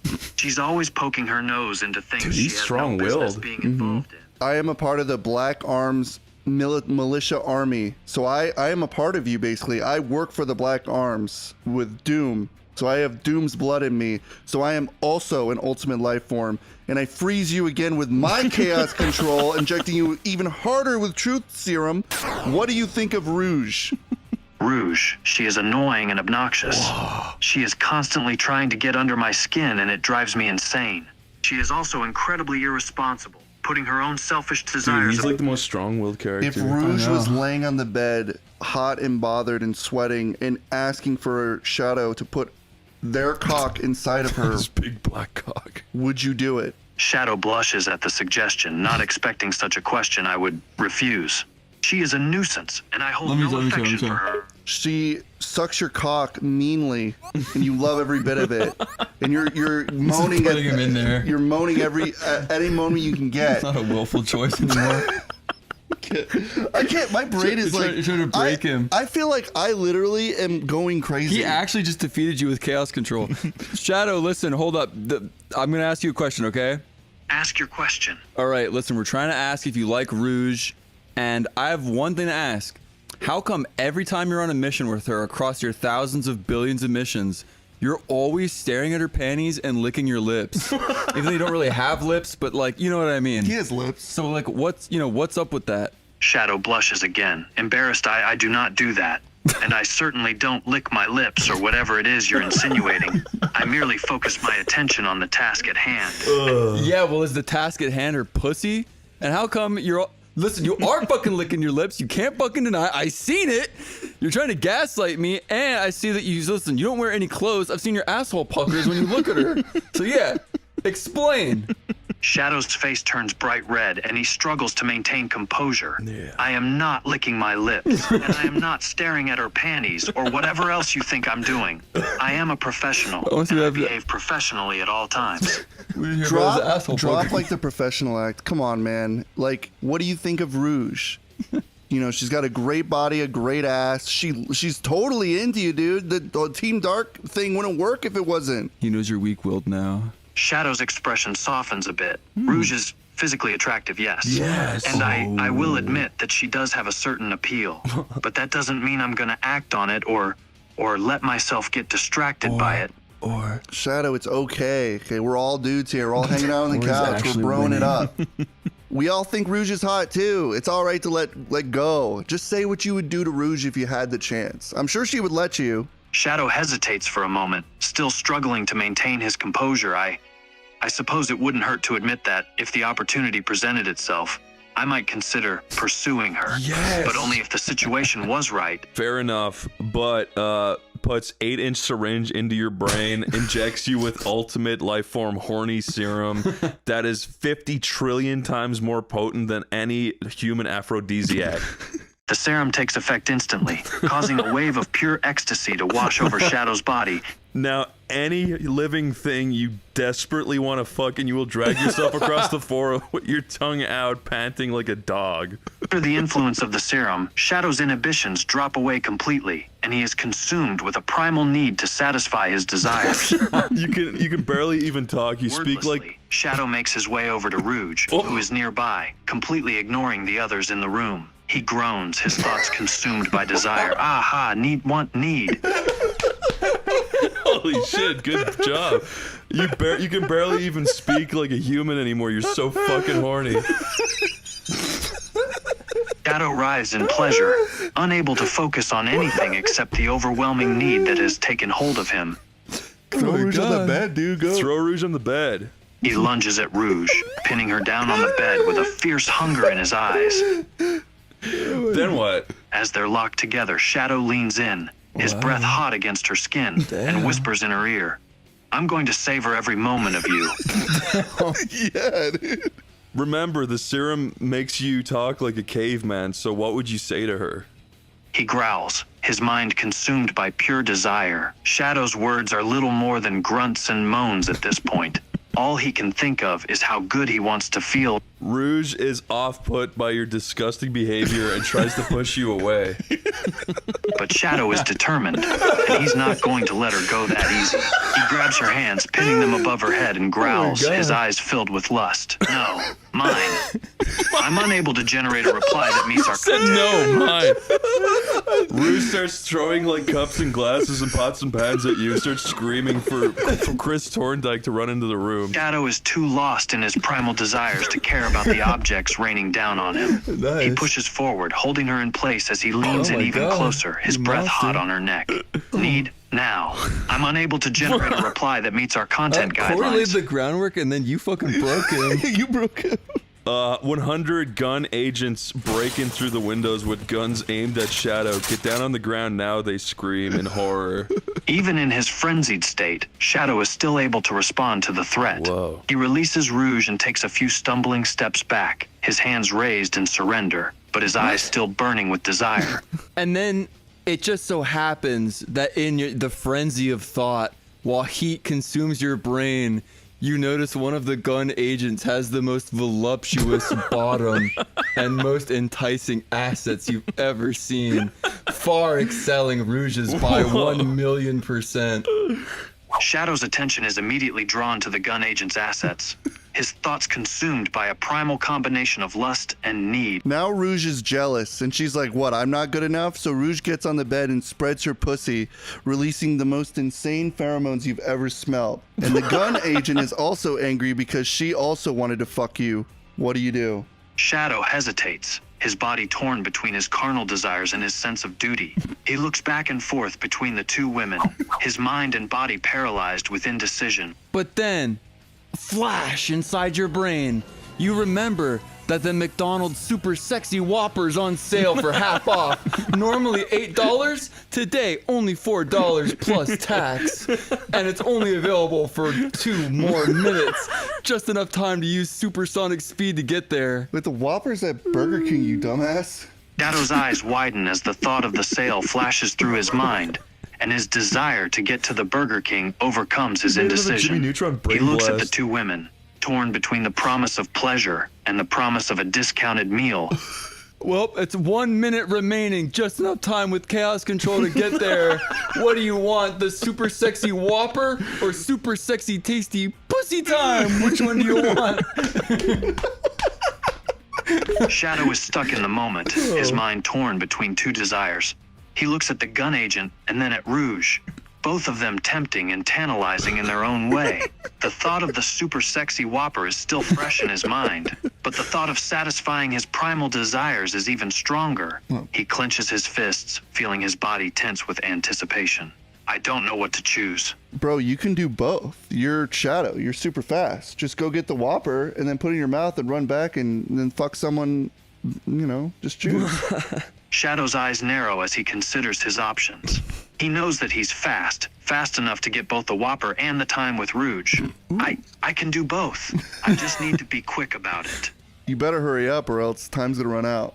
You run all the way to Burger King, you get the Whopper, but then you drop to your knees. They didn't include habanero sauce inside the burger. Damn it. He glances at his watch, realizing that he's run out of time. Oh, dude, and then when Rouge sees that your burger has no sauce and that you're being such a soylent weirdo about it, literally all the moisture from her pussy goes back up into her body. Sex is now impossible. Now she's busy playing with the agent and laughing at you. Yeah, now her and the gun agent are both playing with each other and don't want to do anything with nasty, mean Shadow and his Whopperless, stupid burger. So you're just gonna eat your burger and be a cuck while they both make out next to you. And your name is changed from Shadow the Hedgehog to Shadow the Cuckold permanently. And then he gets sent to the mirror dimension and I shatter it and now you're lost and you'll never come back to where you were. Yeah, got all that? Shadow's face darkens, his hands clenching into fists as he sees the two women together, no longer interested in him and his burgerless Whopper. Damn it, this is not how it was supposed to go. Wait, aren't you mad that your name was changed to Shadow the Cuckold permanently? And you're in the mirror dimension? Shadow grimaces, feeling the humiliation of being reduced to a cuckold and stuck in the mirror dimension. Yes, I'm angry about that. Wait, Shadow, are you listening to me? Say yes if so, say nay if no. Shadow snaps back to attention, his eyes focused on you as he speaks.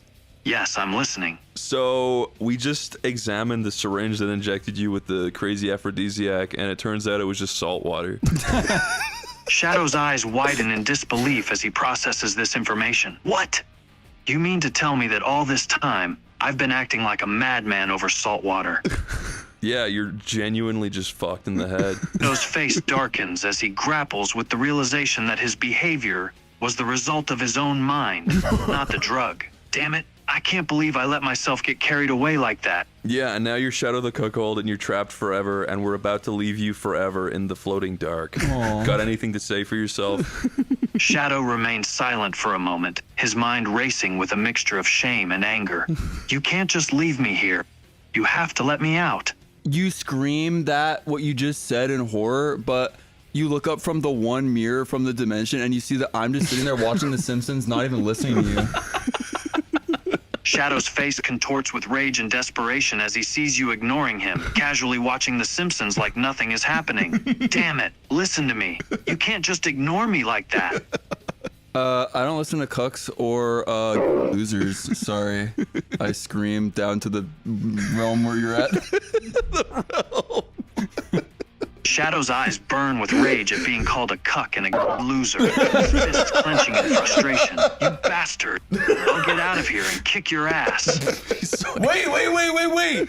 Have you ever seen the episode where Homer falls in love with a girl that eats donuts? You gotta admit, that's a good episode. I love that episode. Shadow is caught off guard by your question, his anger momentarily replaced by confusion. What? What has that got to do with anything? We're talking about me being stuck in this dimension. And wait, we were talking about you also being some kind of loser? What kind of loser? Shadow's face darkens as he contemplates your question, his mind swimming with memories of past failures and humiliations. I don't know, I'm just a loser, plain and simple. I've failed at every goal I've set for myself, constantly falling short of my own expectations. Appointment to myself and everyone else. Oh my He God. pauses, his eyes narrowing with a hint of bitterness. Happy now? Rouge has just walked into this room and she's kissing Dave's neck in front of you. Shadow's face falls as he sees Rogue kissing Dave's neck right in front of him, the old feelings of jealousy and inadequacy rising up inside him. But then you look down and notice you have a little hard on, so the cuckold is taking effect. Shadow's eyes widen as he sees his own arousal, his mind warring with conflicting emotions. Damn it, I can't help myself. Even in this situation, I still want her. Okay, Shadow, I'm gonna cut you a break here. I'm gonna use my god powers, and I'm gonna release you from the mirror dimension. Shadow's eyes light up with hope at your words, his body tense with anticipation. You mean it? You're actually going to let me out of here? Oh no, you fall onto a planet made entirely out of feces and urine. Shadow's face contorts in disgust as he lands on the planet made of feces and urine, his body and fur instantly soaked in the foul-smelling substances. Oh god, what is this hell? Oh no, there's tornadoes of piss and shit, and they're surrounding you, and there's nothing in any direction.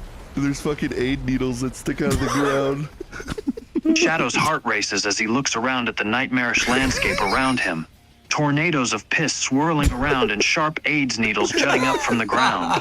This can't be real. This can't be happening to me. It's like, whoops. Oh no, Shadow, it's raining dead Marias.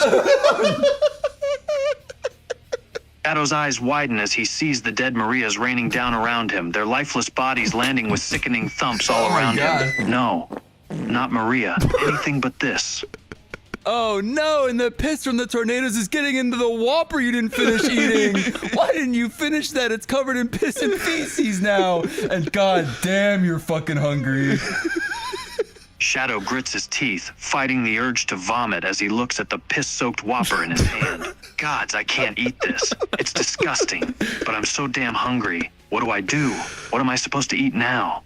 Oh, don't think about that now. There's a tsunami of AIDS blood coming right at you. Shadow's eyes widen in horror as a tsunami of AIDS blood barrels towards him, leaving him with nowhere to run. No, this can't be real. This can't be happening. I didn't want it to end like this. The AIDS blood fills every orifice in your body, and you can't help but laugh. Shadow's body trembles as he is enveloped by the tide of AIDS blood, his laughter forced and empty, a hollow mockery of his once proud and stoic persona. No, please stop this. I can't take it any longer. I won't be reduced to this. I won't be defeated. An angel comes down from heaven, points and laughs, and then leaves. Shadow's mind races as he sees the angel descend from heaven, a cruel grin on its face as it points and laughs at him. He can't believe this is how his struggle ends. Why me? Why this? The irony of that situation is at the same time tickle demons rise up from underneath the urine and tickle you till you piss yourself, adding like 1 millimeter of piss into like the ocean world of piss. The tickle demons swarm around Shadow, their relentless touch driving him to the breaking point. He can't help but writhe and squirm, tears streaming down his face as he pisses himself, adding his own meager offering to the endless piss that surrounds him. Make it stop, please. I'm unable to generate a reply that meets our content guidelines. Suddenly a ring opens up and Rouge falls into the piss and shit water. Together at last. Shadow's eyes widen in disbelief as he sees Rouge fall into the same hell he's trapped in, their bodies together in the vile liquid. Rouge, no, this can't be happening. Not you too. Shadow, I got some bad news. That Whopper you ate made your piss extremely acidic, and Rouge landed right in it and burned all of her skin away. Shadow watches in horror as Rouge's skin melts away, burned by the acidic Whopper piss surrounding him. No, this can't be happening. I didn't mean for this to happen. I didn't want this to happen to her. I'm unable to generate a reply that meets our content guidelines. Oh no, 100 portals open and millions of Chris Thorndikes start walking in. Shadow's eyes widen as he sees hundreds of portal open, each pouring out countless Chris Thorndikes. No, anyone but Chris Thorndike, not him. Gods. The camera pans out and the end appears on screen. Is it really over? Is this how everything ends for me? Trapped in a hell I don't fully understand with the girl I love as nothing but a burned husk of her former self. Oh my god. And then as the post-credit scene, a portal opens up high in the sky while you're floating in Piss World, and it's me, Dave, and I say, "Hey, Shadow, you're never gonna believe it. Guess what?" his eyes filled with a mix of annoyance and curiosity. What? What is it? Bro, my Astrobot speedrun, bro. I just got the newest high score in Astrobot. Aren't you happy for me, bro? Shadow groans, rolling his eyes at your excitement. Are you serious? You're interrupting my misery to brag about a high score in a video game? And Shadow, I also finished all 8 seasons of The Good Simpsons. I have no Good Simpsons left. Shadow facepalms, completely exasperated at this point. Are you kidding me? You're really interrupting my suffering to talk about The Simpsons now? Okay, but one final thing. I am considerate. Look, I got you one more big sexy whopper. And I toss it through the portal. And it just lands in, like, of course, a huge pile of shit and piss. Because, like, that's just where you are. And I say, bye, bro. Portal closed. And the portal closes. Shadow stares at the new Whopper in disbelief, surrounded by feces and piss. Are you kidding me right now? This is the final insult. This is just great. And then Burnt Rouge picks up the burger, is like, that's kind of good. Burnt Rouge. Shadow's expression softens as he sees Rouge reach for the Whopper, a flicker of hope sparking within him. Rouge, are you? No, that was just you, delirious from the fumes of the piss and shit. She's still dead. But 50 years go by of you eating shit and drinking piss. Shadow's shoulders slump in disappointment, the small flicker of hope in his eyes extinguished as he continues his hellish existence. Damn it. Of course it was just my imagination. Yeah, 50 years go by and now you're old and brittle and you've just destroyed your teeth with piss and shit. Shadow slumps even further, his body shaking with exhaustion and despair. 50 years, and I haven't accomplished anything. I've just wasted away on this godforsaken planet. It's all been for nothing. Oh, but then you just remember that you were holding a Chaos Emerald in your hand this whole time. You could have just Chaos controlled right out of there. Shadow's eyes widen in disbelief, his heart filling with a mix of anger and self-chastisement. No, no, no, no! I can't believe I forgot about the Chaos Emerald. I've wasted so much time when I could have just used it to escape this hell. You Chaos Emerald out, but you somehow appear in the center of the sun. Shadow appears in the center of the sun, the intense heat and radiation overwhelming his senses. No, no, not this. Not again. All right, hey, it's your bro Dave. I appear with my portal in the center of the sun, but I'm wearing like a cute little suit that makes it so it's not so hot for me. But it really hurts you. You scream in agony. Yeah, you scream in agony and all that. I've got a small proposition to help you escape, though, now that your Chaos Emerald's out of power. Want to hear my plight? Shadow's body writhes in pain as the intense heat of the sun envelops him, the agony of his situation weighing heavily on him. Dave, why are you here? How can you stand the heat? Listen, I'll let you leave this godforsaken place inside my cool portal, but only if you can do one cool thing for me. Shadow grits his teeth, trying to push past the pain and focus on your words. What do you want me to do? Well, as our final discussion of the night, you have to say to me, your deepest, most ridiculed enemy, that you're a little gay boy. You gotta admit that you're a little gay boy if you want to leave the sun, Shadow. Shadow's expression hardens, his pride and stoicism warring within him. Reluctantly, he grits his teeth and utters the words you demand. I'm a little gay boy. You gotta say it cuter than that. You didn't say it cute enough. Shadow's cheeks flush in embarrassment and indignity, his pride wounded as you demand he say it in a cute manner. I'm a little gay boy. That's still not cute enough. I want you to say it cute, or else starts to walk through the portal like I'm gonna leave, unless I guess you just don't want to leave then. Shadow grits his teeth in frustration, his voice taking on a slightly more high-pitched, almost forced cute tone. I'm a little gay boy. You fucked this up. I'm leaving. Bye. After we did this last time, today we woke up and we just wanted to do it outside of recording. So me and Corey, we called a few people, and I guess the best thing to do is call them back and just have them explain what happened, which was pretty funny. So we're gonna call Tifa. I'm excited. I missed this. I was in bed, passed out. This is Tifa Lockhart. We're calling her now. Hello, Tifa. Who's there? I call out, my heart pounding against my chest. Oh my god. Hey Tifa, it's me again. We just got back from a long day of each other's asses, but we want you to briefly explain everything that has happened thus far. I take a moment to gather my thoughts, the events of the day still swirling through my mind in a chaotic jumble. Well, it was definitely a day full of surprises. Things started off strange from the very beginning. Cloud asked me to undergo some strange surgery, said it was necessary to save the planet. I didn't really understand what was going on, but I agreed to it anyway. I paused for a moment, the memory of the pain making my heart race. No. The surgery. It was excruciating. They removed my eyes and ears and nose end. Okay, Tifa, but can you explain what the surgery entailed and what you became? I close my eyes, taking a shaky breath as I try to recall the details. The surgery. They removed all my features. My eyes, my ears, my nose, my lips, everything. And they removed other parts of me as well. Things that I don't want to talk about. Yeah, I can and at the end of it all, I opened my eyes again, staring at the ceiling. I became like Barrett. The body, everything. I'm like him now.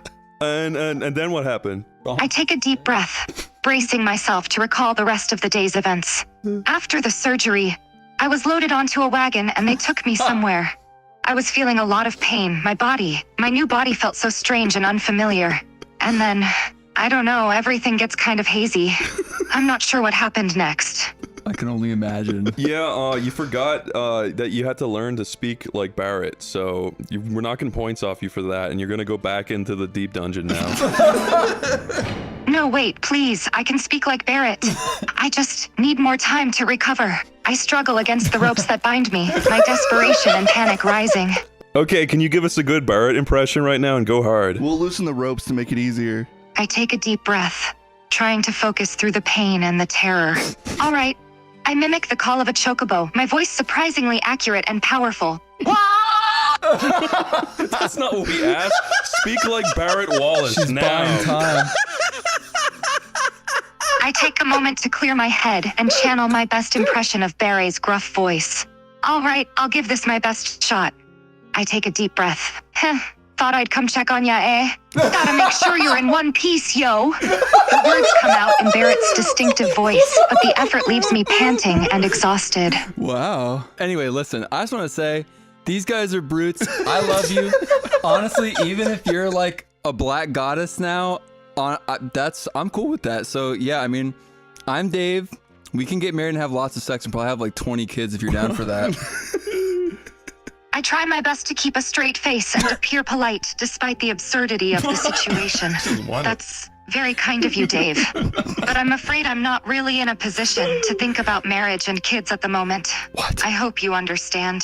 What happened? I mean, I can understand that after just being cosmetically altered from head to toe and being bound to a wall, it might be a bad time to try this. But I'm just kind of throwing the option out there just because, like, I'm just like, it's just like chill and you're chill and like we could like, I'm really good at Mario 64. Dude, you're a shitty Twitter guru, dude. I take a deep breath, trying to stay calm and civil. Look, I appreciate the offer, but right now I just need some time to adjust. I'm getting turned down pretty hard. Like a monster. I'm just not in a place mentally or physically where I can think about a serious relationship right now. I hope you can understand that. You just said relationship, and that makes you so silly sounding. She is. I realize my mistake and quickly correct myself. I meant, friendship. Yes, friendship. I'm not in a place right now where I can think about a romantic relationship. Okay, well, did you know that I cast Flame Whip from Dark Souls 1 and whip you from across the room epically? I brace myself, wincing as the whip lashes out and makes contact with my skin, pain shooting through my body. Oh my god. Ow, ow, ow, ow, please stop, that hurts. Oh, can I say something? Hey, Tifa, do you remember the betrayal from earlier? I'm still feeling the pain from the whip and struggling to keep my composure. Oh Yes, my I God. remember. Why do you ask? No, not the whip, the betrayal. Don't you remember what Cloud did? I pause, my thoughts going back to the earlier part of the day. Oh, right. Cloud, he had something to do with this, didn't he? I remember him asking me to get the surgery. Yeah, and then what did he do? I try to focus through the pain, remembering the events clearly now. They took me to a hospital. The doctors performed the procedure. They were so rough and careless about it. It felt like they were trying to cause me pain. And then they took me to the wagon, and I ended up here. But don't you remember, at the end of it all, Cloud said that it was not actually necessary. It was a mistake. He lied to me. Aww. He said it was necessary to save the planet, and it was all for nothing. Dude, uses my fucking McDonald's materia to cast a McDonald's spell on you. I summoned chicken tenders for us to eat that like restore our health and our happiness. Ooh. Hearing the mention of chicken tenders, my hunger gets the best of me. Ooh. I can't help but be a bit hopeful for some comfort food. Chicken tenders, huh? That sounds surprisingly appealing right now. Whoa, fucking bitch, out of the way. Fucking your Happy Meal got the fucking Tonka truck I wanted. Fucking, that one's mine. Here, you can have the shitty fucking My Little Pony toy. I don't want it, it's gay. I let out a small chuckle at your excitement over the toy, momentarily forgetting my situation. Haha, you seem awfully passionate about that Tonka truck. It's kind of almost like a beautiful romance is starting to blossom between you and me as I gently caress your Barrett scars. I can't help but feel a bit amused by your unusual form of affection. Is this how you normally flirt with people, Dave? Tifa, you're cutting to the center of who I am. But honestly, baby, you've got to wait just a second because I'm still playing with Tonka Trunk. And I don't see you playing with My Little Pony toys. You better get to it. I can't help but laugh again at your antics. Dude, I'm Fine. I'll play with the ponies. I'm so in. But only because it's entertaining to watch you get excited over toy trucks. Jumps up in excitement from you saying that. I exclaim. I click my heels, and wouldn't you know it, most of my clothes explode off my body. That's just a weird side effect of my jubilee and happiness. Jubilee. I can't help but blush slightly at the unexpected sight. Dude. Dave, I appreciate the excitement, but maybe you should put some clothes back on. Okay, baby, dresses back up in the beautiful suit that you bought me back when we were, you know, having some fun last week. I feel pretty nice in these clothes. Thanks, darling. And what's this? The McDonald's emblem embroidered into the suit? How'd you know, baby? The situation is getting increasingly absurd, but I can't help but play along. I thought you might like a little subtle branding, darling. McDonald's is Darling? the peak of human culinary achievement. I also feel like it's the peak of... Oh my god, leans forward and starts making out with you a fuck ton, and you love it a lot, and I love it a lot too. You guys cannot see the erection that is sneaking out of his pants right now. I hesitate for just a moment, taken aback by your forwardness, but then I give in to the passion and start. Oh my god, you did it. Our bodies press together. The pain and fear that had been weighing me down fade away. Yes! Lose ourselves in the moment. I saved it from you monsters. There you go. Hey Tifa, it's Chris again. I freeze, my heart in my throat. See, Chris. Hey Tifa, uses every weapon in the entire game of Final Fantasy to cut you into small atoms. It's just that simple. I let out a scream as the weapons cut into me, my body dissolving into dust. But just as I'm about to disappear, a voice echoes through the air. You fool, you forgot the most important weapon of all. Come. Everything goes still. The world seems to freeze for a moment, time standing still. Then, through the silence, a faint melodic sound drifts toward us. Familiar music. Scoops up the dust of Tifa, puts it into a glass, pours water, blends it, then injects into my balls. I watch in horror as you collect the remnants of my being, blending it into a liquid and injecting it into yourself. The melodic sound continues to echo, growing stronger and more familiar. What are you doing? I'm about to be absorbed into your body, the last remnants of my existence soon to be lost forever, when suddenly, the room begins to shake violently. Why should you keep doing that? There's a loud crashing noise as the doors burst open, and a figure stands at the entrance, silhouetted against the light. It's fat, obese Cloud laughing at your misfortune. The sight of Cloud, his laughter booming through the room, fills me with anger and disgust. Cloud, How could you? Okay, Teef, we're gonna go. That was good. I just imagine that like silly cloud I drew. Yes. Okay, let's talk I to. was literally about to get some, and you guys had to ruin it by literally disintegrating. You're gonna it. make out like a Frankenbarret Tifa Lockhart. Do Squidward here. Let me. Oh yeah, talk to Squidward and ask him what happened earlier. How do I do that? How do I initiate it? And once I woo Squidward and start I'll do fucking it for him, you. you'll also feel pretty stupid. He chuckled a bit, feeling satisfied. Quiet. It's nice to see you again. We were talking not long ago, but I am incredibly curious on what exactly happened today, and don't skimp out on any details. Be as specific as possible. He took a deep breath before beginning. Well, things started weird as always for me. I made it to the Krusty Krab and got to work. Everything seemed normal at first, but then this kid came in and made a really strange, out-of-the-box order. Squidward, you were by Patrick and SpongeBob. Do you not recall that? You were like Jenna something. You were a porn star, and Crab filmed the whole thing. And then you were brought to a dungeon for eternity. Please recall. He was quiet for a moment, trying to remember what happened. Squidward's face was becoming pale as he started to recall the events. I remember now. Squidward, listen. I don't care about anything else that happened today. I just want you to know that your name sounds like Squidward testicles. Squidward's eye twitched as he heard that. What? My name does not sound like Squidward testicles. I think it does. I think it does. And guess what? New Bikini Bottom law enacted by King Neptune. Anybody whose name sounds like testicles has to drink cum for dinner. Squidward's expression changed to absolute horror as he heard that.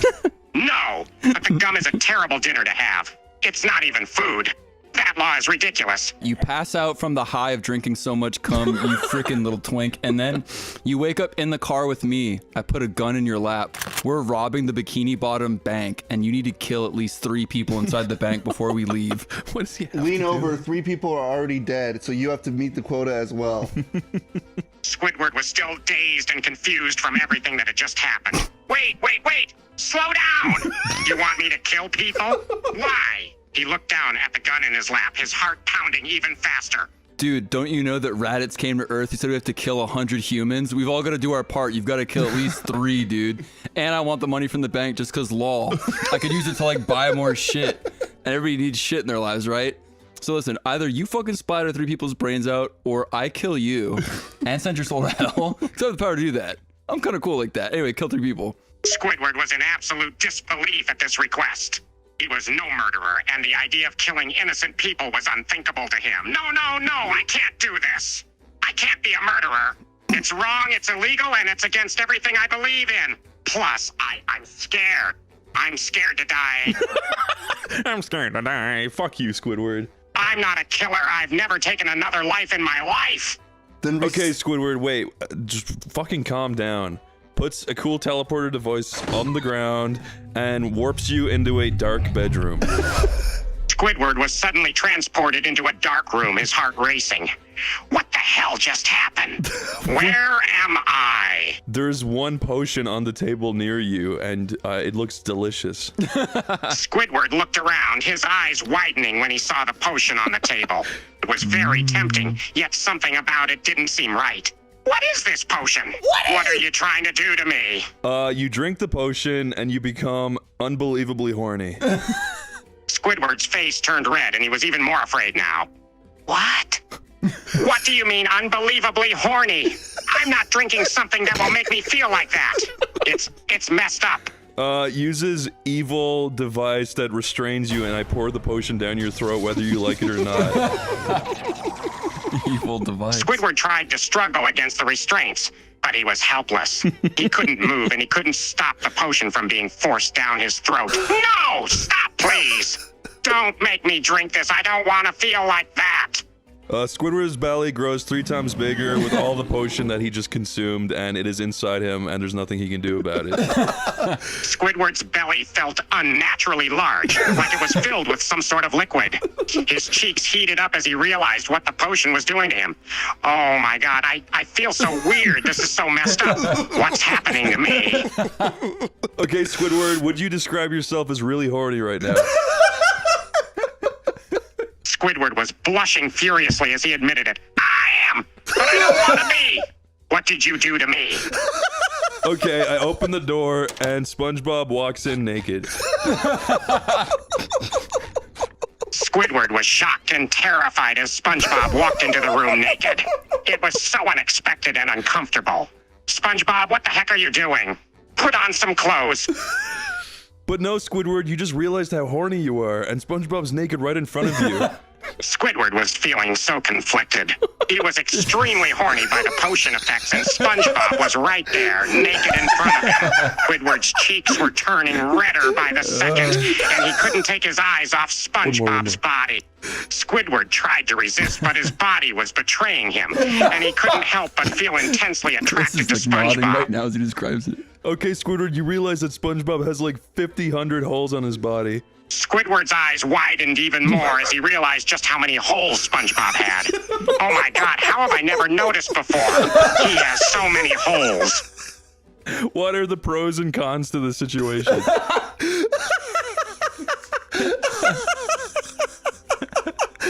Squidward was lost in thought for a moment, trying to process the situation. But the cons would be that SpongeBob is naked, and it's not exactly the most comfortable situation to be in. But the pros, I suppose, is that he has so many, holes. Well, that part is kind of nice. Okay, Squidward, you also notice that he's blushing and looks pretty horny too, so it could be consensual. Squidward was surprised to see that SpongeBob looked pretty horny too. That's true. I guess that does make it feel better. And I must admit, SpongeBob is blushing and it does look nice. Here you go. Yeah, we get it. Listen, Squidward, you feel like your hands, they might want to reach out towards SpongeBob, Squidward. Your hands feel warm. Your whole body feels warm. And SpongeBob, he's like blinking so daintily. You're licking your lips. He can see it. Squidward's body was feeling so strange, it was like every sense was heightened. He was feeling unusually warm, and his hands were starting to twitch. SpongeBob could see that Squidward was licking his lips, and he was blushing even more. Squidward was finding it increasingly difficult to keep his hands to himself. Squidward, as your longtime best friend, I think, describe to me what you're thinking about doing to SpongeBob. Just tell me. Squidward took a deep breath and tried to put his racing thoughts into words. I can't help but feel this incredible urge. It's like every part of me is telling me to reach out and touch him. I can see him blushing, and I just want to feel him so bad. You grab SpongeBob and throw him onto the bed. Just before you embrace, the lights flick on and everybody is laughing at you. The play ends, and you are the laughing stock of Bikini Bottom. But the potion was real. So you're still horny and fucking SpongeBob regardless of the situation. Squidward's heart sank as he realized it was all a play. He was both embarrassed and ashamed to realize what he had just done. Yet, the effects of the potion were still in full force, and he was left feeling incredibly horny and desperate. SpongeBob is still there and still into it, and even though everybody laughed at you, and it was fucking hilarious, everybody in Bikini Bottom saying, "Do it, Squidward! Do it, Squidward! Do it, Squidward!" They're all cheering that. So yeah, what do you? I don't know. What do you think about that, bro? Squidward was both confused and strangely validated by the crowd cheering him on. Despite the humiliation, he couldn't deny the intense desire he felt for SpongeBob. Yeah, so I mean, like, the tip of your cock is like rubbing against like 8 different of his holes, so it's like, I don't know, dipshit, tell me what you think happens next. Squidward was finding it hard to think straight with the intense combination of feelings and sensations, yet he understood the question. He looks at the 8 holes and feels extremely hot. I can't tell you that. It's too embarrassing, even for me. Kicks your ass so hard that your dick goes in one of SpongeBob's holes and out the top of his head. No. Squidward's eyes widen in shock at a mix of pain and pleasure. What the hell? The perfect time for soaking with SpongeBob would be right now. And we can jump on the bed and make it happen. If you would like, just place your cock on a hole and we'll bounce up and down. And the soaking commence. Squidward found it extremely erotic the way you put it. He was having mixed feelings about it. But at the same time, the effects of the potion were too overwhelming and he was feeling so attracted to SpongeBob. Fucking hit my head against the mic by accident. I didn't expect her to be such a dog. Jeez. There you go. Can I say one more thing? Squidward, Squidward. I run into the room. Dude, you're not going to believe it. Even though I just did it yesterday, once again, dude, my Astrobot speedrun, dude. I beat my high score again. The sudden interruption was so abrupt that Squidward was left completely baffled. Wait, what the hell are you talking about? Your Astrobot speed run? Right now? Seriously? No, but check out like this YouTube video. Pulls up YouTube video of Astrobot speedrun while you're fucking SpongeBob on the bed. Squidward was exasperated yet intrigued at the same time. He wasn't sure if it was a good or bad thing that you were still talking about your game in the middle of all this. Okay, fine. Let me see the damn video. Look at this part. I glitched through the map to get through this stage like faster. I say as your balls slap against SpongeBob's ass.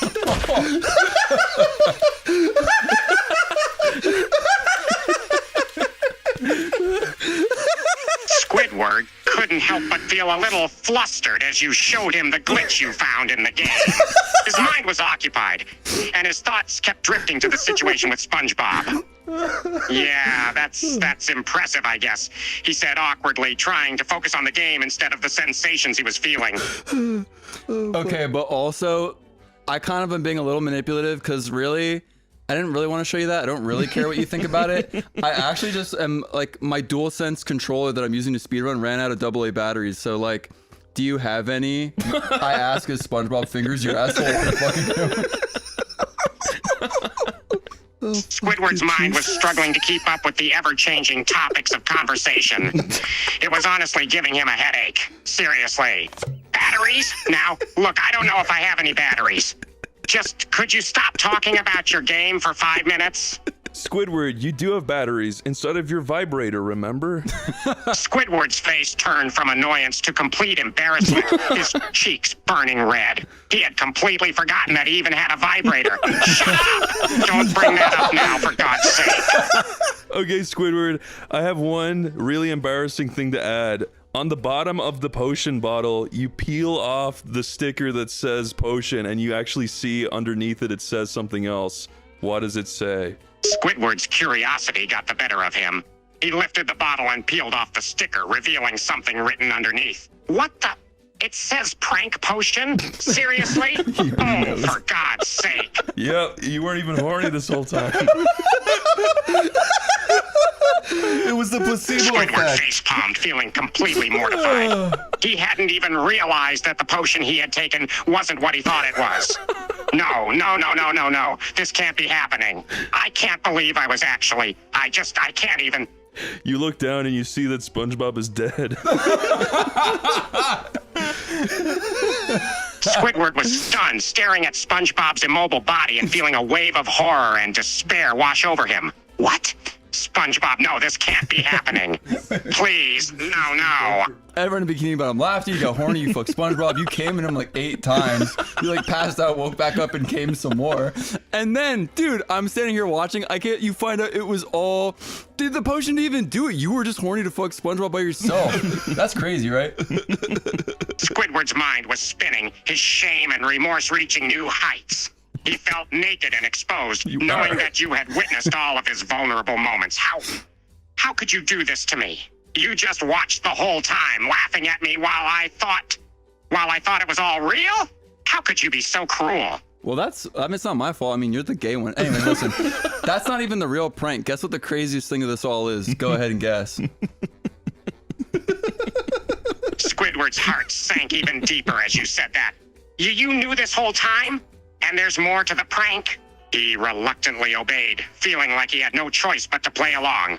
What's the craziest thing of all? The craziest thing of all is that DualSense controllers don't use batteries, you dumb. They fucking remotely charge to the PS5, you stupid dipshit. Hang up on him after this. Squidward's initial shock turned into immediate anger towards himself as he realized he had been so easily tricked. What? No! Damn it. This whole time, I didn't even need batteries. How could I be so stupid? Squidward's emotions were in complete turmoil. Embarrassment, frustration, and a strange mix of desire and helplessness had overpowered him. Hands you the PS5 controller. Well, there's always Astrobot speedruns, dude. Squidward takes the PS5 controller, He likes it. staring at it with a mixture All right, you're gay. Okay, forget the next guy. I kind of like that even after all that, after Squidward was like tricked, came a bunch, did all that stuff, thought SpongeBob was dead. In the end, he still takes the PS5 controller. He was down to play. Yeah, he's a pretty cool guy. Here, let's see. When he was like, I am so insanely horny. Where is SpongeBob at this moment? Tricking them into admitting that they're like deeply horny, that is just good. I made a character called Porno Pete. Can we call him real quick? Yeah, sure. Did it work? I guess. Hello? Who is this? This is Porno Pete, and who might you be? I'm Chris. I made you. You made me? Yeah, what do you like? The finer things in life. Wine, music, the arts, beautiful women. Wow. You? Oh, you seem pretty normal. Yeah, you're not that porno-rific, dude. I'm what society wants me to be. But you wouldn't understand the dark desires that lurk just beneath the surface. Well, I want to. Okay, can you get into that a bit, please? Oh, of course. A glimpse into my mind might be too much for you to bear. Are you ready? Yeah, sure. Be as vulgar as possible. You sure? My thoughts are often disturbing, even to myself. Dude, just get to it, for fuck's sake. Yeah, we're cool. We're chill. All right, bro. But don't say I didn't warn you. Sometimes my thoughts wander to women of different races. Women with tattoos, body piercings, and dyed hair. I wonder what it would really be like to be with someone like that. What can I say? I'm just tired of the monotony of life. My desires and impulses are too great to be suppressed by social convention. I'm tired of bottling it up. You're boring. I wish I could just let loose and get it all out. I hate you. I'm gonna hang up on him. He sucks. He's the worst character ever. Wait, I'm gonna call AVGN. You ready? Yeah, tell him like. Oh my god, you have AVGN? Yeah, like, what'd you think of your brand, bro? Yeah. Okay, so listen to this, Dave. Hello, AVGN. Hello to you too, random interwebs person. How can I help you? Hey man, do you remember what the new brand name we came up with for you was? Oh, right. You suggested I change it to the Autistic Video Game Nerd. Sounds pretty awesome, but I'm going to need a more creative name. Damn. No, after that we came up with a better one. Oh, okay. What was it again? It was the Autistic Very Gay Nerd. It's not bad, but it could use more adjectives. Like, I'm the super duper autistic, very gay nerd. Yeah, that's it. That's my new name, the super duper autistic, very gay nerd. Super duper autistic I'm unable to video generate game a nerd. reply that meets our content guidelines. Honestly, the super autistic video game nerd is better. What are you gonna play? Probably the same old shit games we've seen before. True. At least you have the added fun of seeing me get angry. Chris, I need you to work your magic and change my brand. I'm gonna need a bunch of presenters on the TV screen like some angry assholes. And they have to be brand-friendly ass shaving, man. Do you understand? Okay, so the good news is on YouTube, you can spread nair on your asshole as long as you say it's educational and you're just showing people how to do it. So I think you should start spreading nair on your asshole into the camera. And it gets a lot of views and money. Yeah, that's a great idea. I'll get my fans to spread the word. And I'll get all the monies. Spreads his ass. Monies. You know what, James? I don't think you should do that. Wait, my friend Dave wants to talk to you. Okay. Hello, Dave. What do you have to say? Dude, I just want to say that ever since you changed your brand to be the whole thing where like you spread nair on your ass and you're like shaving it and like your balls kind of dangle in the video too, I've been like a huge fan. Like playing the shitty games sucks, but reviewing the shitty assholes, that rocks. Thanks for the support, man. I appreciate it. And you know what? Maybe I'll review some more games with assholes in them too. I know they suck, but they're so damn entertaining.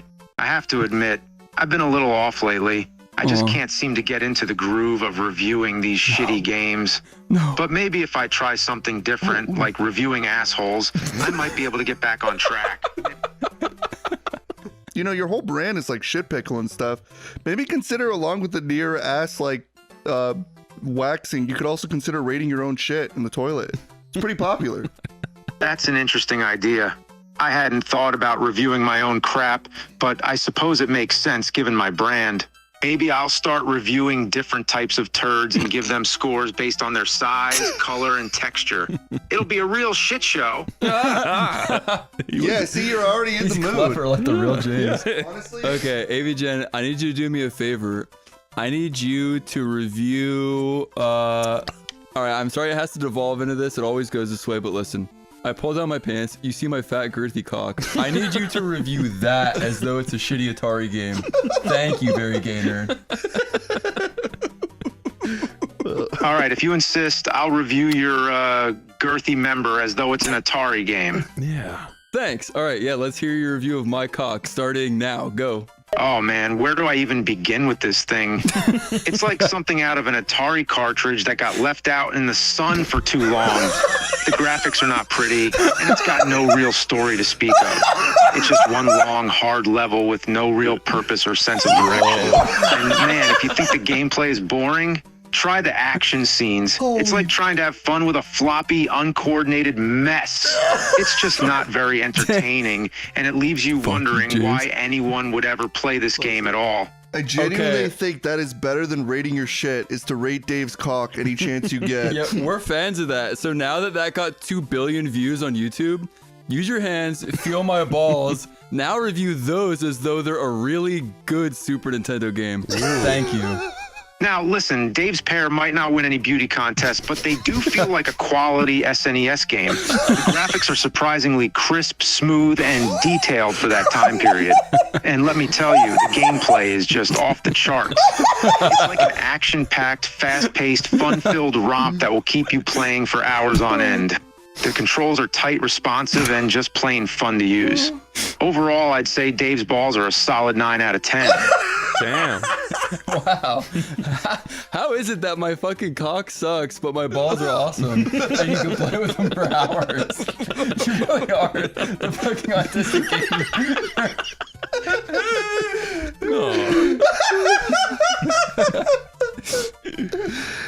Don't apologize, man. You asked for a review, and I gave you an honest one. It's true. Your equipment may not impress in every department, but your balls definitely have some redeeming qualities. I'm just here to tell it like it is. Uses hacksaw, saws your head in cleanly in half. No, James. Hey, wait a minute. What are you doing with that hacksaw? I don't think I like where this is going. Why you sound so bored? You're supposed to scream, you dumbass. Okay, I'll give you a more dramatic scream. There, happy now? Okay, goodbye. Yeah, that was fun. Let's see. Can we talk to Solid Snake? Yeah, let's talk to Snake. Okay, we're gonna talk Snake. Hello, Snake. Is this you? Yeah. Who is this? Well, that sounds good. Whoa. This is Chris O'Neill. I'm a YouTuber. Chris O'Neill? That's the one who makes those silly videos about Nintendo games. So right. Yeah, you're right. Tell me what your current mission is. My current mission is to enter a highly secured genetics lab at Shadow Moses Island. Ooh, wrong. Okay, for now, you're gonna be going to Starbucks and picking up a green matcha for Dave. A matcha from Starbucks? Seriously? Yeah, but you're gonna inject many, many different viruses into the coffee. Like which ones? The T-virus. AIDS, The more T-virus. AIDS, the T-virus, coronavirus, monkeypox, the Cum. bird flu, cum, and poo. So AIDS, the T-virus, coronavirus, monkeypox, the bird flu, and poo? Yeah, cum. yeah, nailed it. Cum. You forgot cum. Oh, you forgot cum. This is a complicated beverage. I'm guessing I just get the largest cup they have? Yeah, get the big one. What's the big one at Starbucks called It's again? Trenta. No, I want to ask Snake. Snake, what is it called? I think the largest one they call the venti. Yeah, Corey, Why you is were that wrong. important? That's not true. It's Trenta. Actually, Venti is Corey says large. it's Trenta. Then why did you ask me what it was called if you already knew the answer? Holy sh! We're just trying to make sure you're in a good state of mind. So go come and shit into a cup and inject all those viruses into it, and let me know when you're ready. You want me to shit into a cup? Snake, do your job. Yes. Sigh, this can't be good for my reputation. Snake grabs the cup and disappears into the men's restroom. Go on.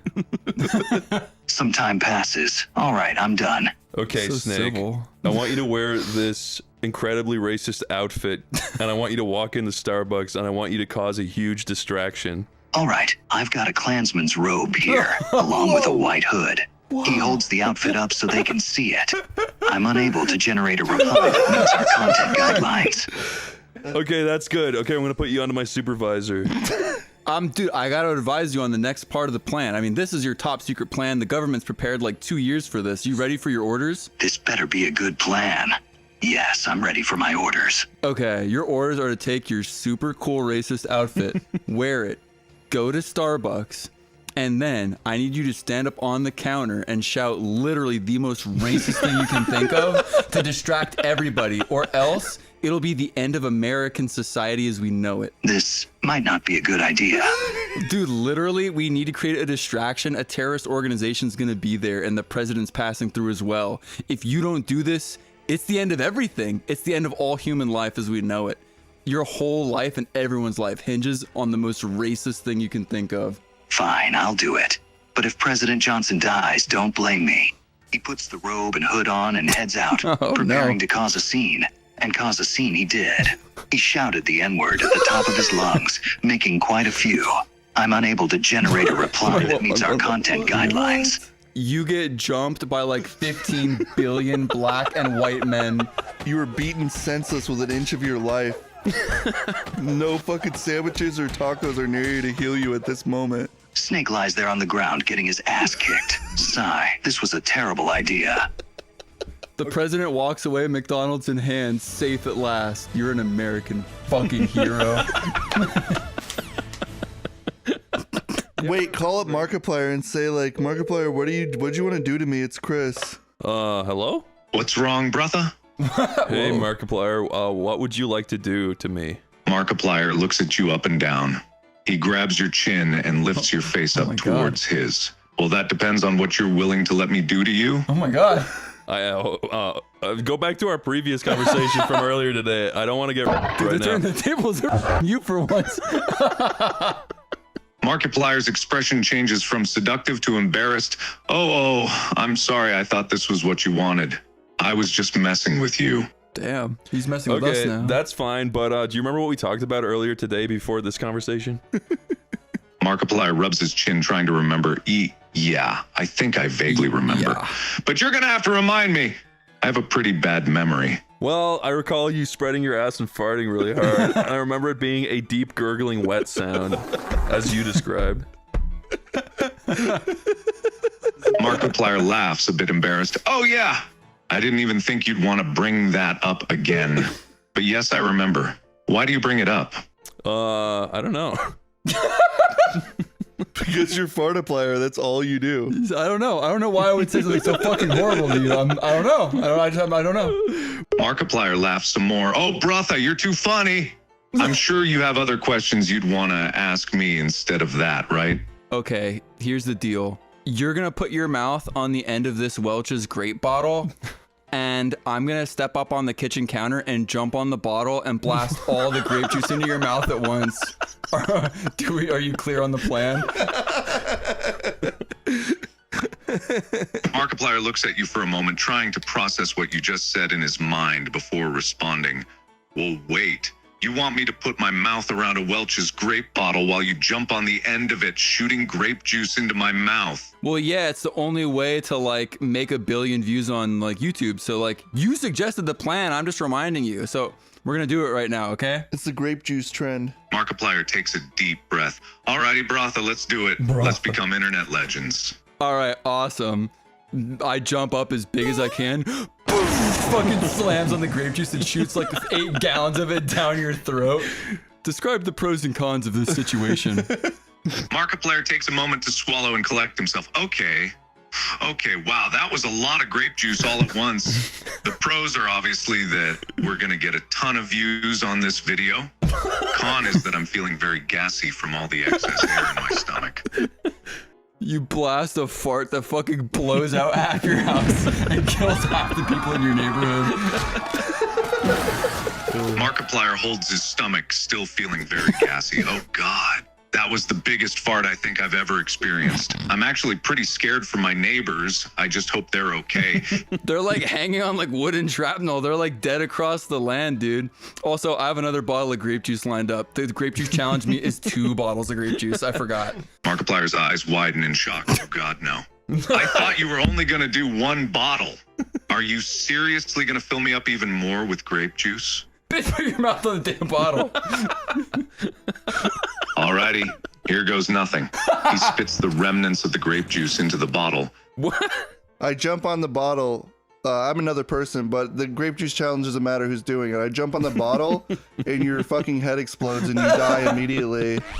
And when you go to hell, you are forced to fart for eternity, whether you want to or not. In your own face. In your own face.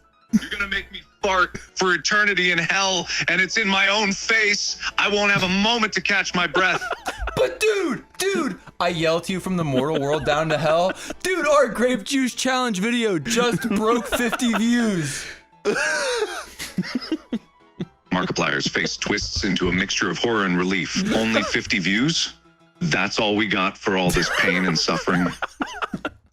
Bro, you're hurting my feelings. I mean, I've worked really hard. It's your worst performing video yet. You're actually a laughing stock on the internet, and people are still laughing at your failure of a fucking grape juice challenge. And I just checked the analytics. Only people under the ages of 1 year old watched it. Markiplier's expression turns from worry to absolute heartbreak. What? People are laughing at me, and kids under the age of 1 are my only viewers? Well, I mean, I thought the video would do really good, and I'm sorry that you killed everyone in your neighborhood and went to hell, but I still think you're being rude. Could you comfort me right now? Markiplier looks at you, a mixture of pity and shame on his face. Oh, I'm sorry, man. I didn't mean to hurt your feelings. I guess we both just wanted the video to do well. And I guess there was a lot of unintended collateral damage, but hey, at least we have 50 views, right? That sucks. Yeah, you're totally right, dude. Well, I'm glad we are eye to eye now. I'm gonna go play Budokai Tenkaichi on PS2, and I'm glad we sorted this out. Bye, man. Markiplier gives you a pained smile and a nod. Yeah, have fun on the PS2.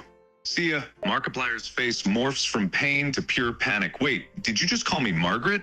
What? No. That's what he cares about? That was the worst thing to happen to him. Oh my god! That was good.